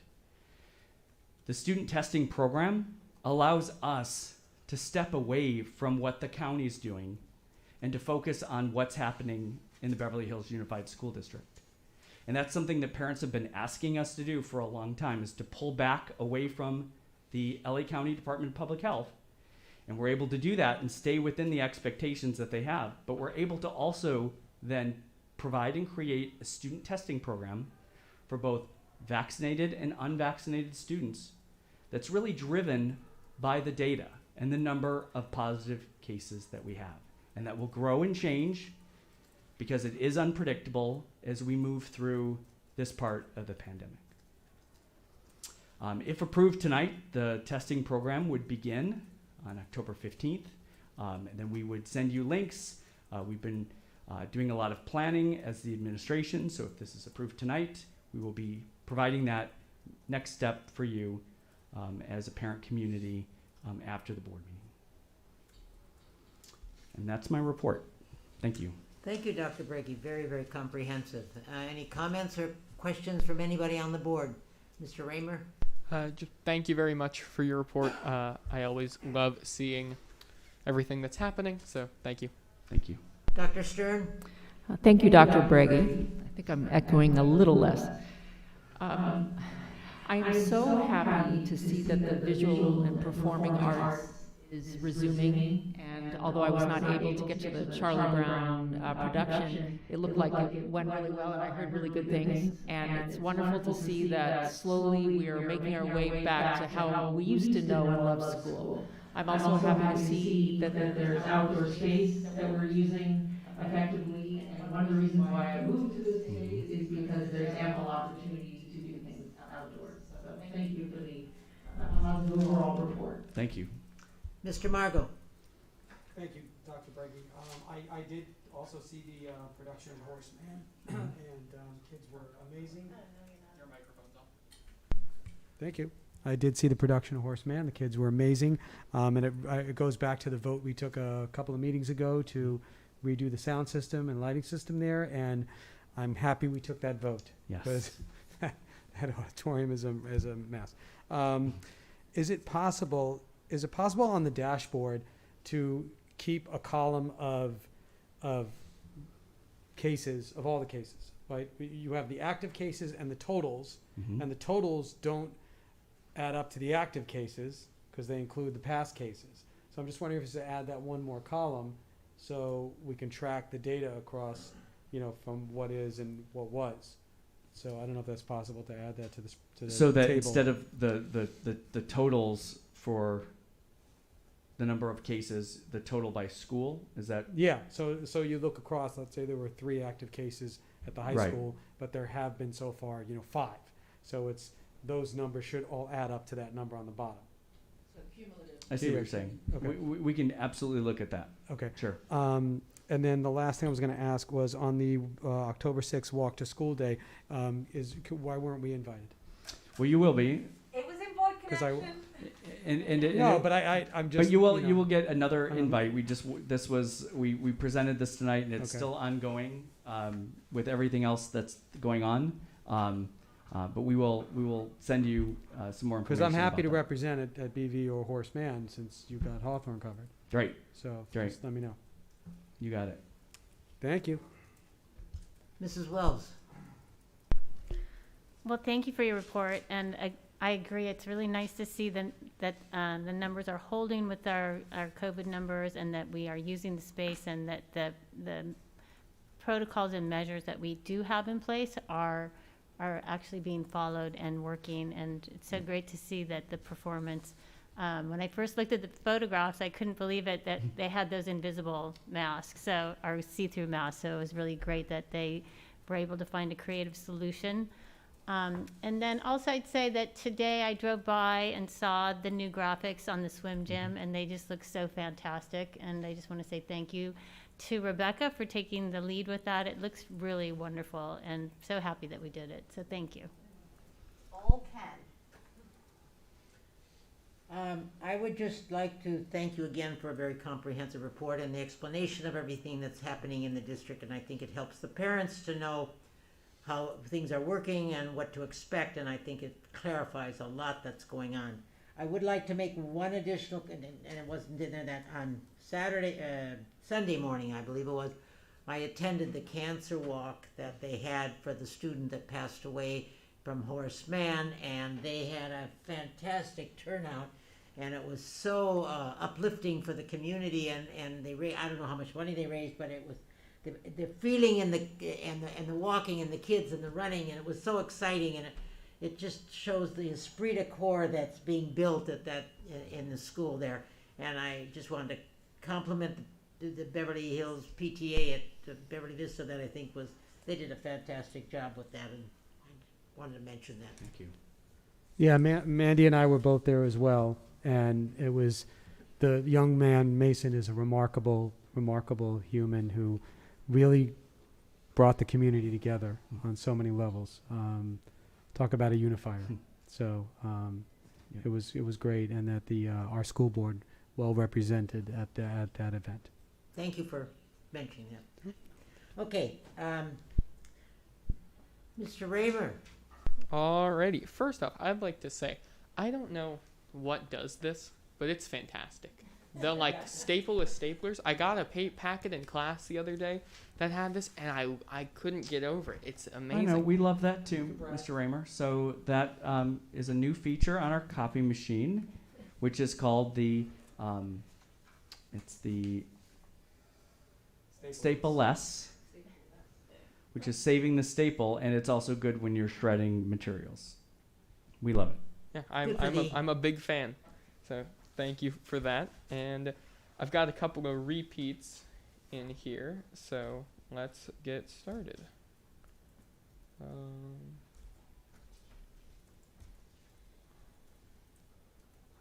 Alrighty. So, starting with news from the high school. The other day, Norman Aid put on a Donut Worry event in which, right before lunch, they passed out donuts to any member of the student body who came up to their table right outside of B2. I did not wait in the line to get one, but I had a lot of friends who did, and they very much enjoyed it, so it did exactly what it was designed to do. So thank you to Norman Aid for that. We look forward to more throughout the year. I love that. You're a good man, Charlie Brown. Of course, it's amazing to see our theater department back up and running after the last year at such quick notice. And it really was a fantastic event. I was able to attend on Sunday, and it was just great to have everybody together and to see them back up on stage where they really do belong. Here's another picture of the whole cast. Dance company. Well, I would like to mention at my last board report, I really took to heart a comment by Mrs. Walker-Schumann that I should be more representative of all facets of the high school and our other schools. So this may be an exceptionally long board report because I do have many, many slides. So talking about dance company, they are working on around 13 different choreographed pieces, which is absolutely amazing. And here are some pictures from their practices within their studio. Girls tennis, our award-winning girls tennis team, is practicing and winning so they've been practicing, of course, during school hours and after school, and in the couple of matches that they've had thus far have been doing extremely well as they did last year. So let's hope they carry on like they have been. Watchtower and highlights. Those are our yearbook and journalism or news classes. They are learning how to use the cameras on campus. I have a lot of friends within these programs, and they truly do amazing work. So these pictures were provided courtesy of them. So yeah. Robotics Lab update. As I had at the last meeting, this countertop was unfinished, and then I showed up in robotics the very next time we had class, and boom, it was fixed, which was absolutely fantastic. So we're looking forward to the continued renovations. Fashion design. That is a class I believe we began offering last year, and I know that the program has only expanded since then. The people I know who are in it absolutely love it, and this is some of the work that they're doing. Choir. This is a picture of the Madrigals group, which is the highest level choir at the high school. Currently, they are working on their Christmas carols for the holidays, and seniors Will Judd and Miles Platt are arranging their own version of Luck Be a Lady for homecoming this year. Audio production, another fantastic class that we have at Beverly. Currently, the beginners in audio production are working on making music with prepared samples, and the more advanced students are working on developing their own unique sound and even publishing to YouTube and other outlets to share their music that they create. Architecture/AP design is continuing to work and build their fundamentals in design. I know that this program is always extremely well liked, and I've had friends who have been in it for the past all 4 years of high school. It's a great program that does great things. This is something from the English department, a new program that is being used by a lot of teachers within the department and thus a lot of students at the high school. Is called No Red Ink, and it is a new online platform where teachers can help teach grammar as well as more so go over writing. Because of its online format, it's self-grading, which adds to the ease of teaching and allows teachers to also create more individualized study plans for students because it does send them comprehensive reports. So this is still in the early stages of being used at the high school, but from the teachers within the department that I've talked to, it's being very well received. And for the future, this Friday's football game theme is neon lights, so please come dressed up however you interpret that.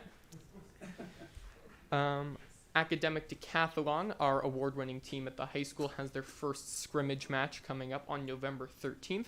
Their topic this year is water, and I know that they've been preparing lots like they have in the past, both during their 6th period class and after school for those who cannot make the 6th period class. And like Dr. Brady pointed out, the swim gym is very well underway. It was actually kind of funny on my walk to school. I looked over and I was like, why is it so dirty? I was like, it was white the other day, and I realized it's because that's the picture on the left. They had put up the stencils to begin the painting process, and you can see on the right the upper half is finished, and they started taping the bottom. Dr. Breggy had some pictures of the next stage directly that happened later in the day after I took these. Other news. There is an ASB event that we put on previously called Beverly Feud, and this year we are doing right now we're doing a Halloween edition that is in the works, hopefully to be done here in the Cherney Lecture Hall. Last time it was fully on Zoom and broadcasted to YouTube, so we're hoping to actually have contestants and host in person with it also broadcasted online. So I hope that you will tune in when we do have that. We're still trying to decide on a date, but it will be coming up in October. Now on to BVMS news. In the past, as some of the other board members were saying, the Not Today Cancer Walk held at Roxbury Park there were around 75 BVMS students in attendance, as well as staff from all 4 schools and students from the others that specifically I heard from the service learning instructor at BVMS, which is why I have those specific numbers of BVMS students. So that is definitely for a fantastic cause, and I did see a picture of Mr. Margot there, and hearing that Dr. Stern was there as well is very great to hear. It was a fantastic event for the whole community to come together, as some of the other board members were saying. Hawthorne news. The past. Ozobots, I'm not exactly sure if I'm pronouncing that correctly, but they're these little spherical robots with a flat bottom that are easily programmable through online applications that are being used throughout classes. They can program them to run on a line or do whatever else they have. The coding is, as you can see, on the iPads in each of the students' labs, which is absolutely amazing. I wish that technology like this had been available when I was their age, but it's fantastic to see that it is implemented now. Lessons in perspective. Mr. Weddle went to 5th grade classes over at Hawthorne and gave lessons to the students about looking at other perspectives of other people, just to kind of understand, which is a very important lesson to have. So it's excellent that that is something that we are teaching. And hero assemblies, as you remember at the last meeting, I handed out hero cards. They continue to have assemblies to teach the core values of being a hero over at Hawthorne. And at Hawthorne on Wednesdays, they have Spirit Days, where students are encouraged to wear both Hawthorne colors and Hawthorne gear. So I do love Spirit Days, and it's great to see that we're starting even earlier to hopefully continue that level of school spirit once they reach the middle and high school levels. On to news from Horace Mann. Past. There are PE classes that the students absolutely love, and not only are they learning to move their bodies, but they're also learning the Husky high five of being safe, responsible, respectful, an upstander, and to always persevere. Lunches at Horace Mann are always very well received. I've heard that the students there are absolutely loving the lunch choices available. To ensure that all students are staying safe, they have staggered eating and play times based on grade level. So while 1st grade eats their lunch, 2nd grade will be playing, and then they will switch.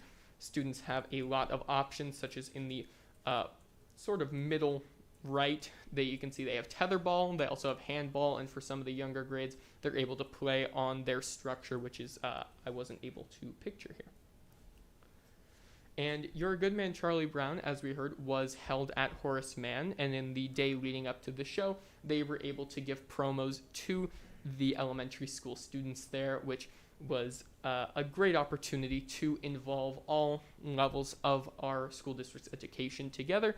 I also know that it was fantastic for recruiting other people to attend the show, as I heard that it was very well received, and they just wanted to see more and more if they could. Announcements.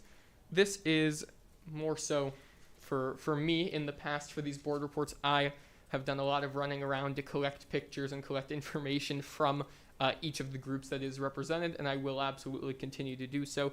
But if you would like to be featured or have something that students or staff did at one of the school sites, please feel free to email me. I received an email from Miss Carter, who is the service learning teacher over at BVMS, about the walk for cancer over at Roxbury Park and the students that were involved then.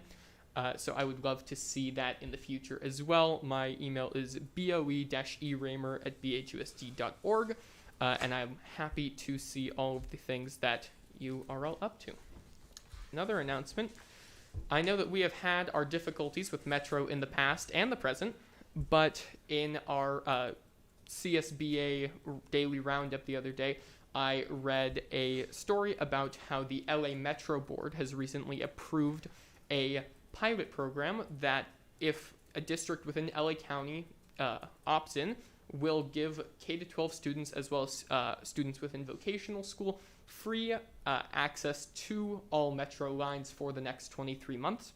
So I do believe, although we haven't exactly gotten along with Metro in the past, I think it would be a wasted opportunity not to opt our district in for this program, as it would, once the purple line, which runs through Beverly Hills, is completed, it would give our students a lot more access to go about LA County. All right, thank you. Any questions? Thank you. Quite a comprehensive show this evening. Dr. Stern, any comments? No, great report. Thank you. Mr. Margot. Thank you, Eli. You know, the report actually got me very excited about what's going on at the high school.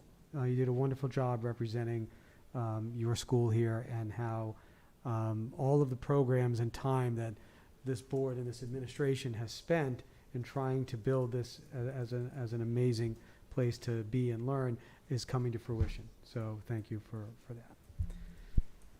Mrs. Wells?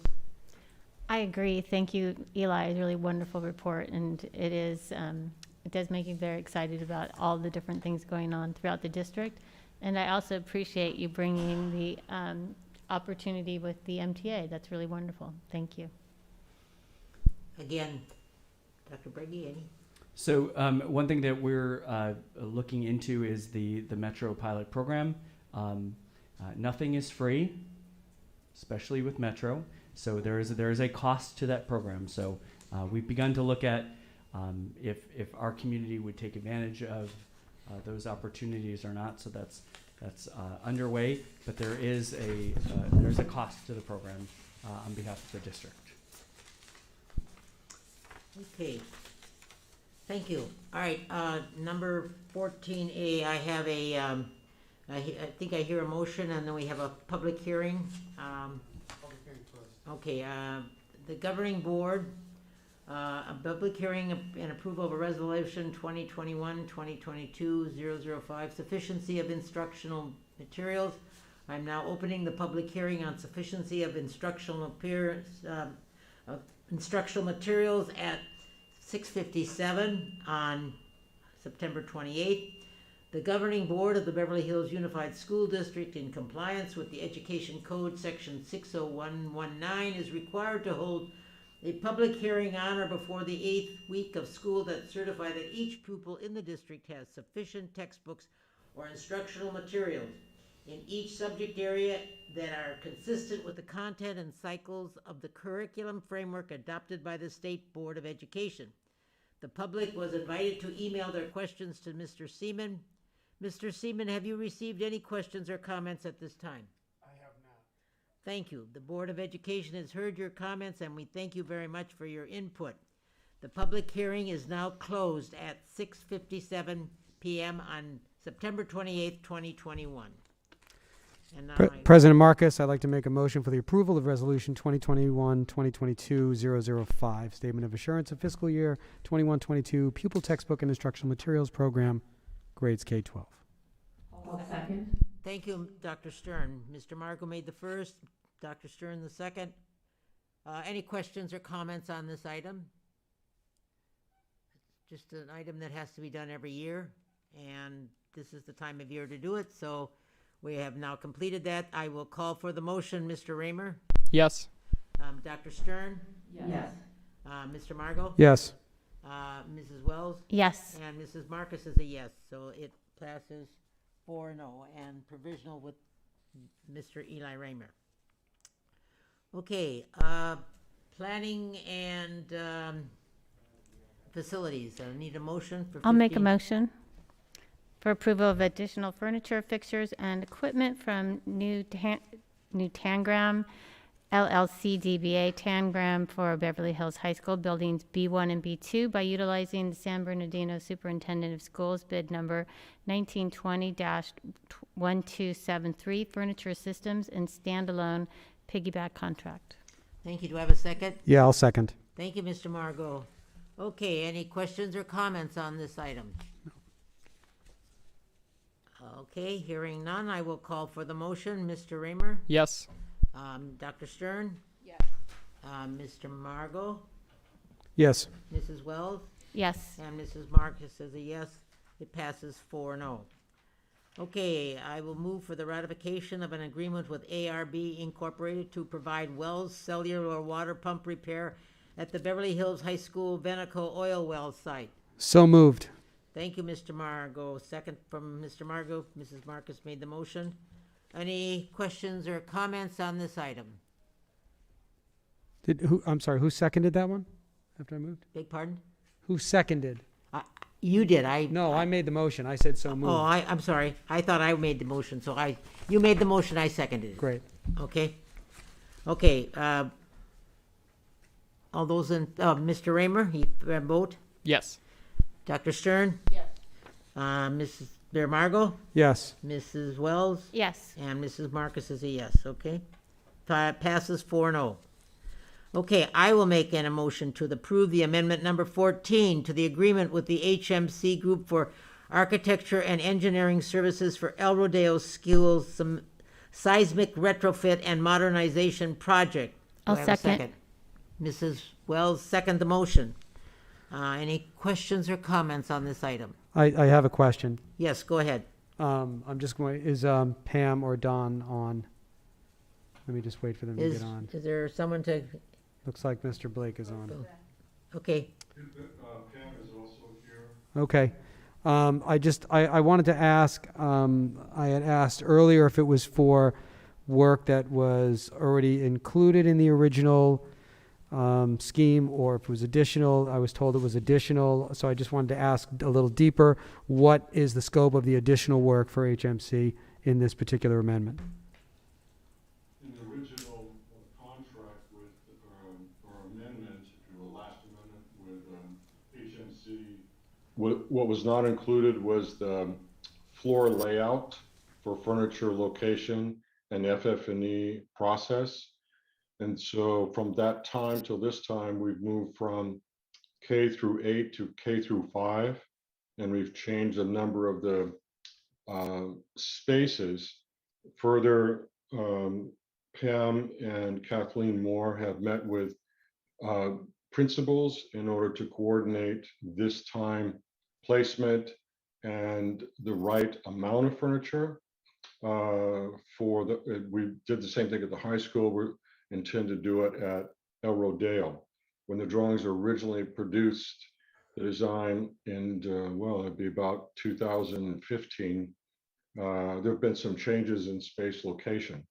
So it's a process of just doing the floor plans and developing the FF&E final. Okay, thank you, Don. That's what I mean. So it was really based on change from the K8 to the K5, because that wasn't okay. That answers my question. That's exactly what I wanted to know. Thank you. Okay, are there any other questions or comments? Okay, Mr. Raymer? Yes. Call for the question. Yes. Dr. Stern? Yes. Mr. Margot? Yes. Mrs. Wells? Yes. And Mrs. Marcus is a yes, passes 4-0, and Mr. Raymer is with yes. Okay, number 15D.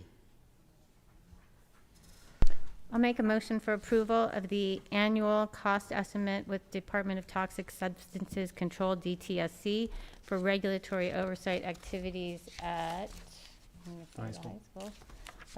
Beverly Hills High School. Do I have a second? Yes, I'll second. Thank you, Mr. Margot. Mrs. Wells made the motion, Mr. Margot seconded it. Any questions or comments on this item? No discussion? Okay, I call for the question. Mr. Raymer? Yes. Dr. Stern? Yes. Mr. Margot? Yes. Mrs. Wells? Yes. And Mrs. Marcus is a yes. For vote of 4-0, and Mr. Margot provisionary vote is a yes. Mr. Raymer's provision. Maybe Mr. Raymer, I'm so God, sorry. I hope my vote counts. Okay. I move for the approval of amendment number 1 to the shutout well monitoring agreement with ARB Incorporation for oil well site monitoring at Beverly Hills High School. I will second. Thank you. Mrs. Marcus made the motion. Mr. Marcus seconded it. Any discussion or questions? Hearing none, I will call for the question. Mr. Raymer? Yes. Dr. Stern? Yes. Mr. Margot? Yes. Mrs. Wells? Yes. And Mrs. Marcus is a yes, 4-0, and a provisional yes from Mr. Raymer. Okay, item number 15F. I have a motion?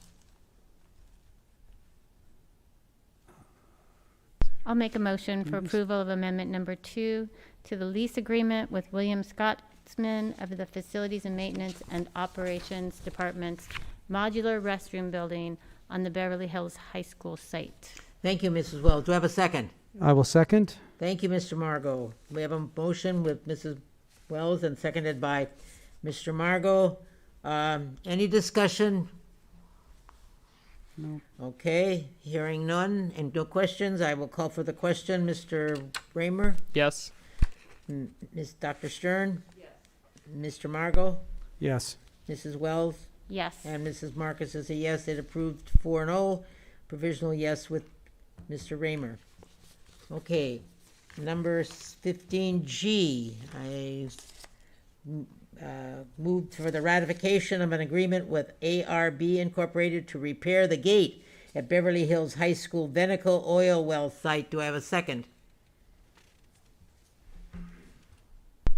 I'll second. Thank you. Moved by Mrs. Marcus, seconded by Mrs. Wells. Any discussion? Questions? Yes, I have a question. Sure, go ahead.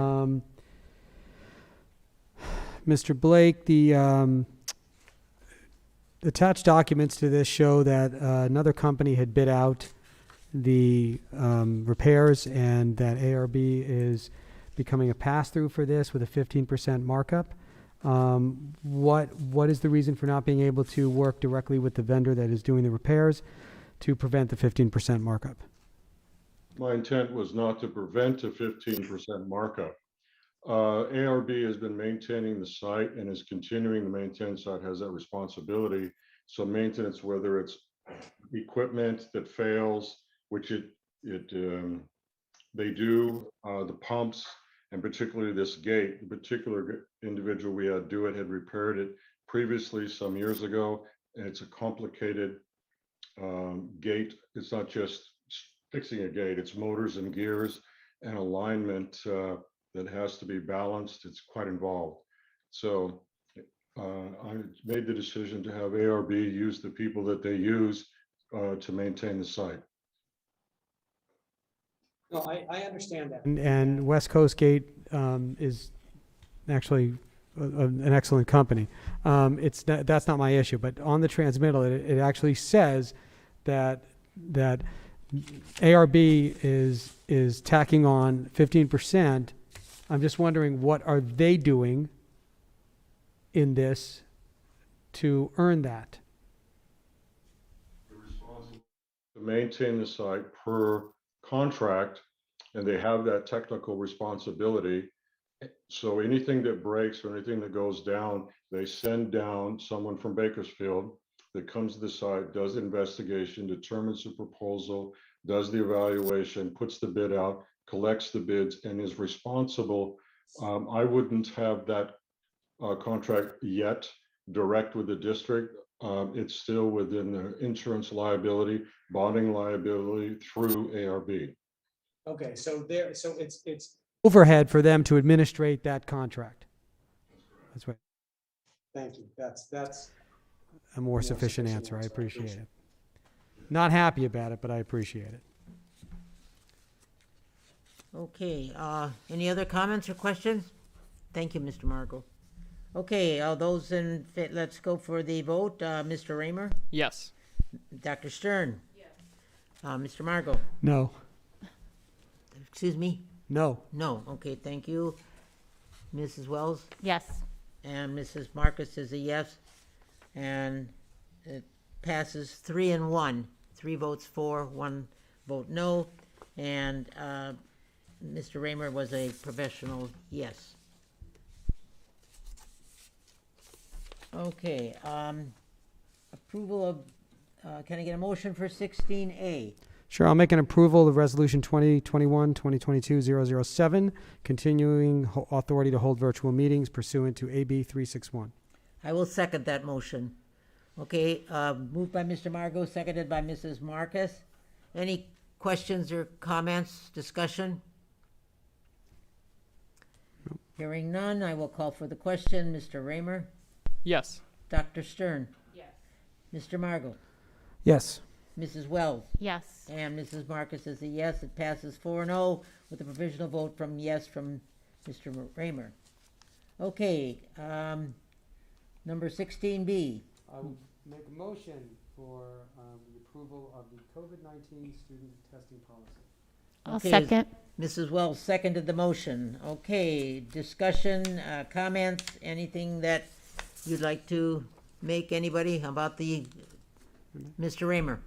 Yeah, I would just like to say I'm happy that we have this policy in front of us tonight. I'm really excited to get it implemented for the safety of our students and our staff. And yeah, so thank you to the district administration for putting that together, and I'm looking forward to its implementation. Thank you. Dr. Stern? No comment at this time. Mr. Margot? Thank you. I think this is a vital step in not just furthering protecting our children, but as we hit the fall and winter seasons, to head off at the pass the possibility that we may have to close a school. And I think people are need to be reminded occasionally that in our small district, it does not take much to shut down a school, let alone a district, because in our district, if a school is shut down, the district is shut down, according right now to the current guidelines. Is that correct, Dr. Breggy? Well, they have established now, because each case is different, is that we are on a case-by-case basis with the county. So they're not putting numbers on things. It's more about the conversation, and if there is, how many outbreaks, epidemiologically linked cases, and so forth. Okay. So once again, then anything, I advocate for any decision that we can make that would protect not only students' health first, but keeping schools open as well, because I think that that is mandatory in keeping people mentally healthy during this pandemic, is making sure that school is still an option. Thank you. Mrs. Wells? I agree with the things that Mr. Margot said, and I'm just really happy and thankful to Dr. Breggy and his administration for putting this policy together for us, and as well shouldering the responsibility and the extra work that it takes to implement this policy in a really effective way, so that it actually is something that's working for us. And also would just also like to reiterate to everybody to please, along the lines of what Mr. Margot is saying, is to please get your flu shots, and also if you are if you're eligible, to please get your vaccines. Thank you. Okay, I would just like to iterate that the best way that we can do a job to keep our schools open is to follow the protocols for making sure that we protect our kids and protect everybody in the community. And again, I would just like to iterate what Mrs. Wells just said and what Mr. Margot just said, that I wish everybody in the community would get a vaccination if they are eligible to get it, and start as soon as possible. That's the only way we're going to be able to control this.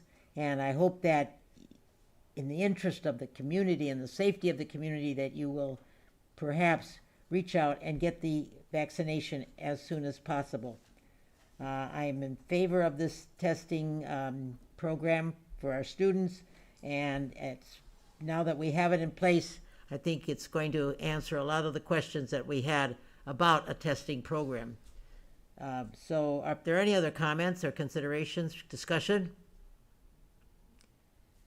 I will call for the question. Mr. Raymer? Yes. Dr. Stern? Yes. Mr. Margot? Yes. Mrs. Wells? Yes. Mrs. Marcus is a yes, and passes 4-0 with Mr. Raymer with a provisional yes also. Okay, so I guess we have come to board comments, as I remember correctly. Is that where we are right now? Okay. So we start today with Mr. Raymer. He gets to be first. Alrighty. Well, I would like to echo a lot of the comments that the other board members made about encouraging people to get vaccinated if they are eligible. In addition, please continue wearing your mask and staying as safe as you possibly can. So, thank you very much. Dr. Stern. Okay, Mr. Margot. Thank you. I'm going to be slightly winded tonight. So, we have a long-standing tradition of honoring outgoing board members. Mrs. Walker-Schuman did not get the public accolades traditionally reserved for that occasion. So if you'll bear with me, I would like to say a few words.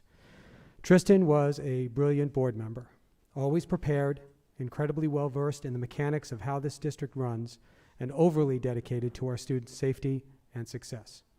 She grew up here, attended our schools, and raised her children here. She answered to no one but herself and kept her own standards as high as those that she expected of others. It was a sincere honor to call her a colleague, but even more so a friend. I wish her all the best. Words are uniquely powerful. The right words can bring joy, while the wrong words can be destructive. I have watched carefully over the past few weeks how words have been used, how some didn't use them enough, while others used too many. In my ongoing quest to discover teachable moments that we can all learn from, I look to our community now and ask, what can we learn from this unfortunate situation? Whether you agree or not with the events that led to our current vacancy, there is a lot to take away from this. The biggest takeaway should stem from an empathetic place, where each of us asks, how would I feel if this happened to me? If the years I had dedicated to my community had unjustly ended because of a manufactured crisis? If a longtime source of passion and purpose had been ripped away from me without true cause? If my family had been dragged into vicious attacks against me, how would I feel? How would you feel? Based on the true evidence, what happened here isn't a good thing. As part of our reflection and analysis, it's important to consider the motivations that led here. Why would certain community members work so hard to disrupt a school board that has voted unanimously 5-0 99% of the time? Who ultimately stands to gain from disrupting a united school board in a time of pandemic and educational progress? I can only speculate as to the answers to these important questions. The cardinal rule for governing a school district is to keep the focus on the students and the education they receive. While most of their education will be taught in the classroom, this is an opportune moment where they, and we alongside them, can learn from a real-world situation. We all stand to gain from the lessons here about sacrifice, about injustice, about leadership, about knowing when the fight becomes counterproductive and when to move on to the next chapter. I encourage my colleagues and our entire community to take this opportunity to ponder these important questions and to consider where we stand. We are certainly better than this. We have to be, for our kids, for our shared harmony, and for the future we want for this community. Thank you. Thank you. Mrs. Wells? Well, first I'd like to thank Tristan Walker-Schuman for her service to this district. And second, I would like to say to everyone that it is now time for us to move forward and together focus our attention and resources on providing a first-class education for our students, and that I personally look forward to working with each of my colleagues on this most important work. Thank you and have a great evening.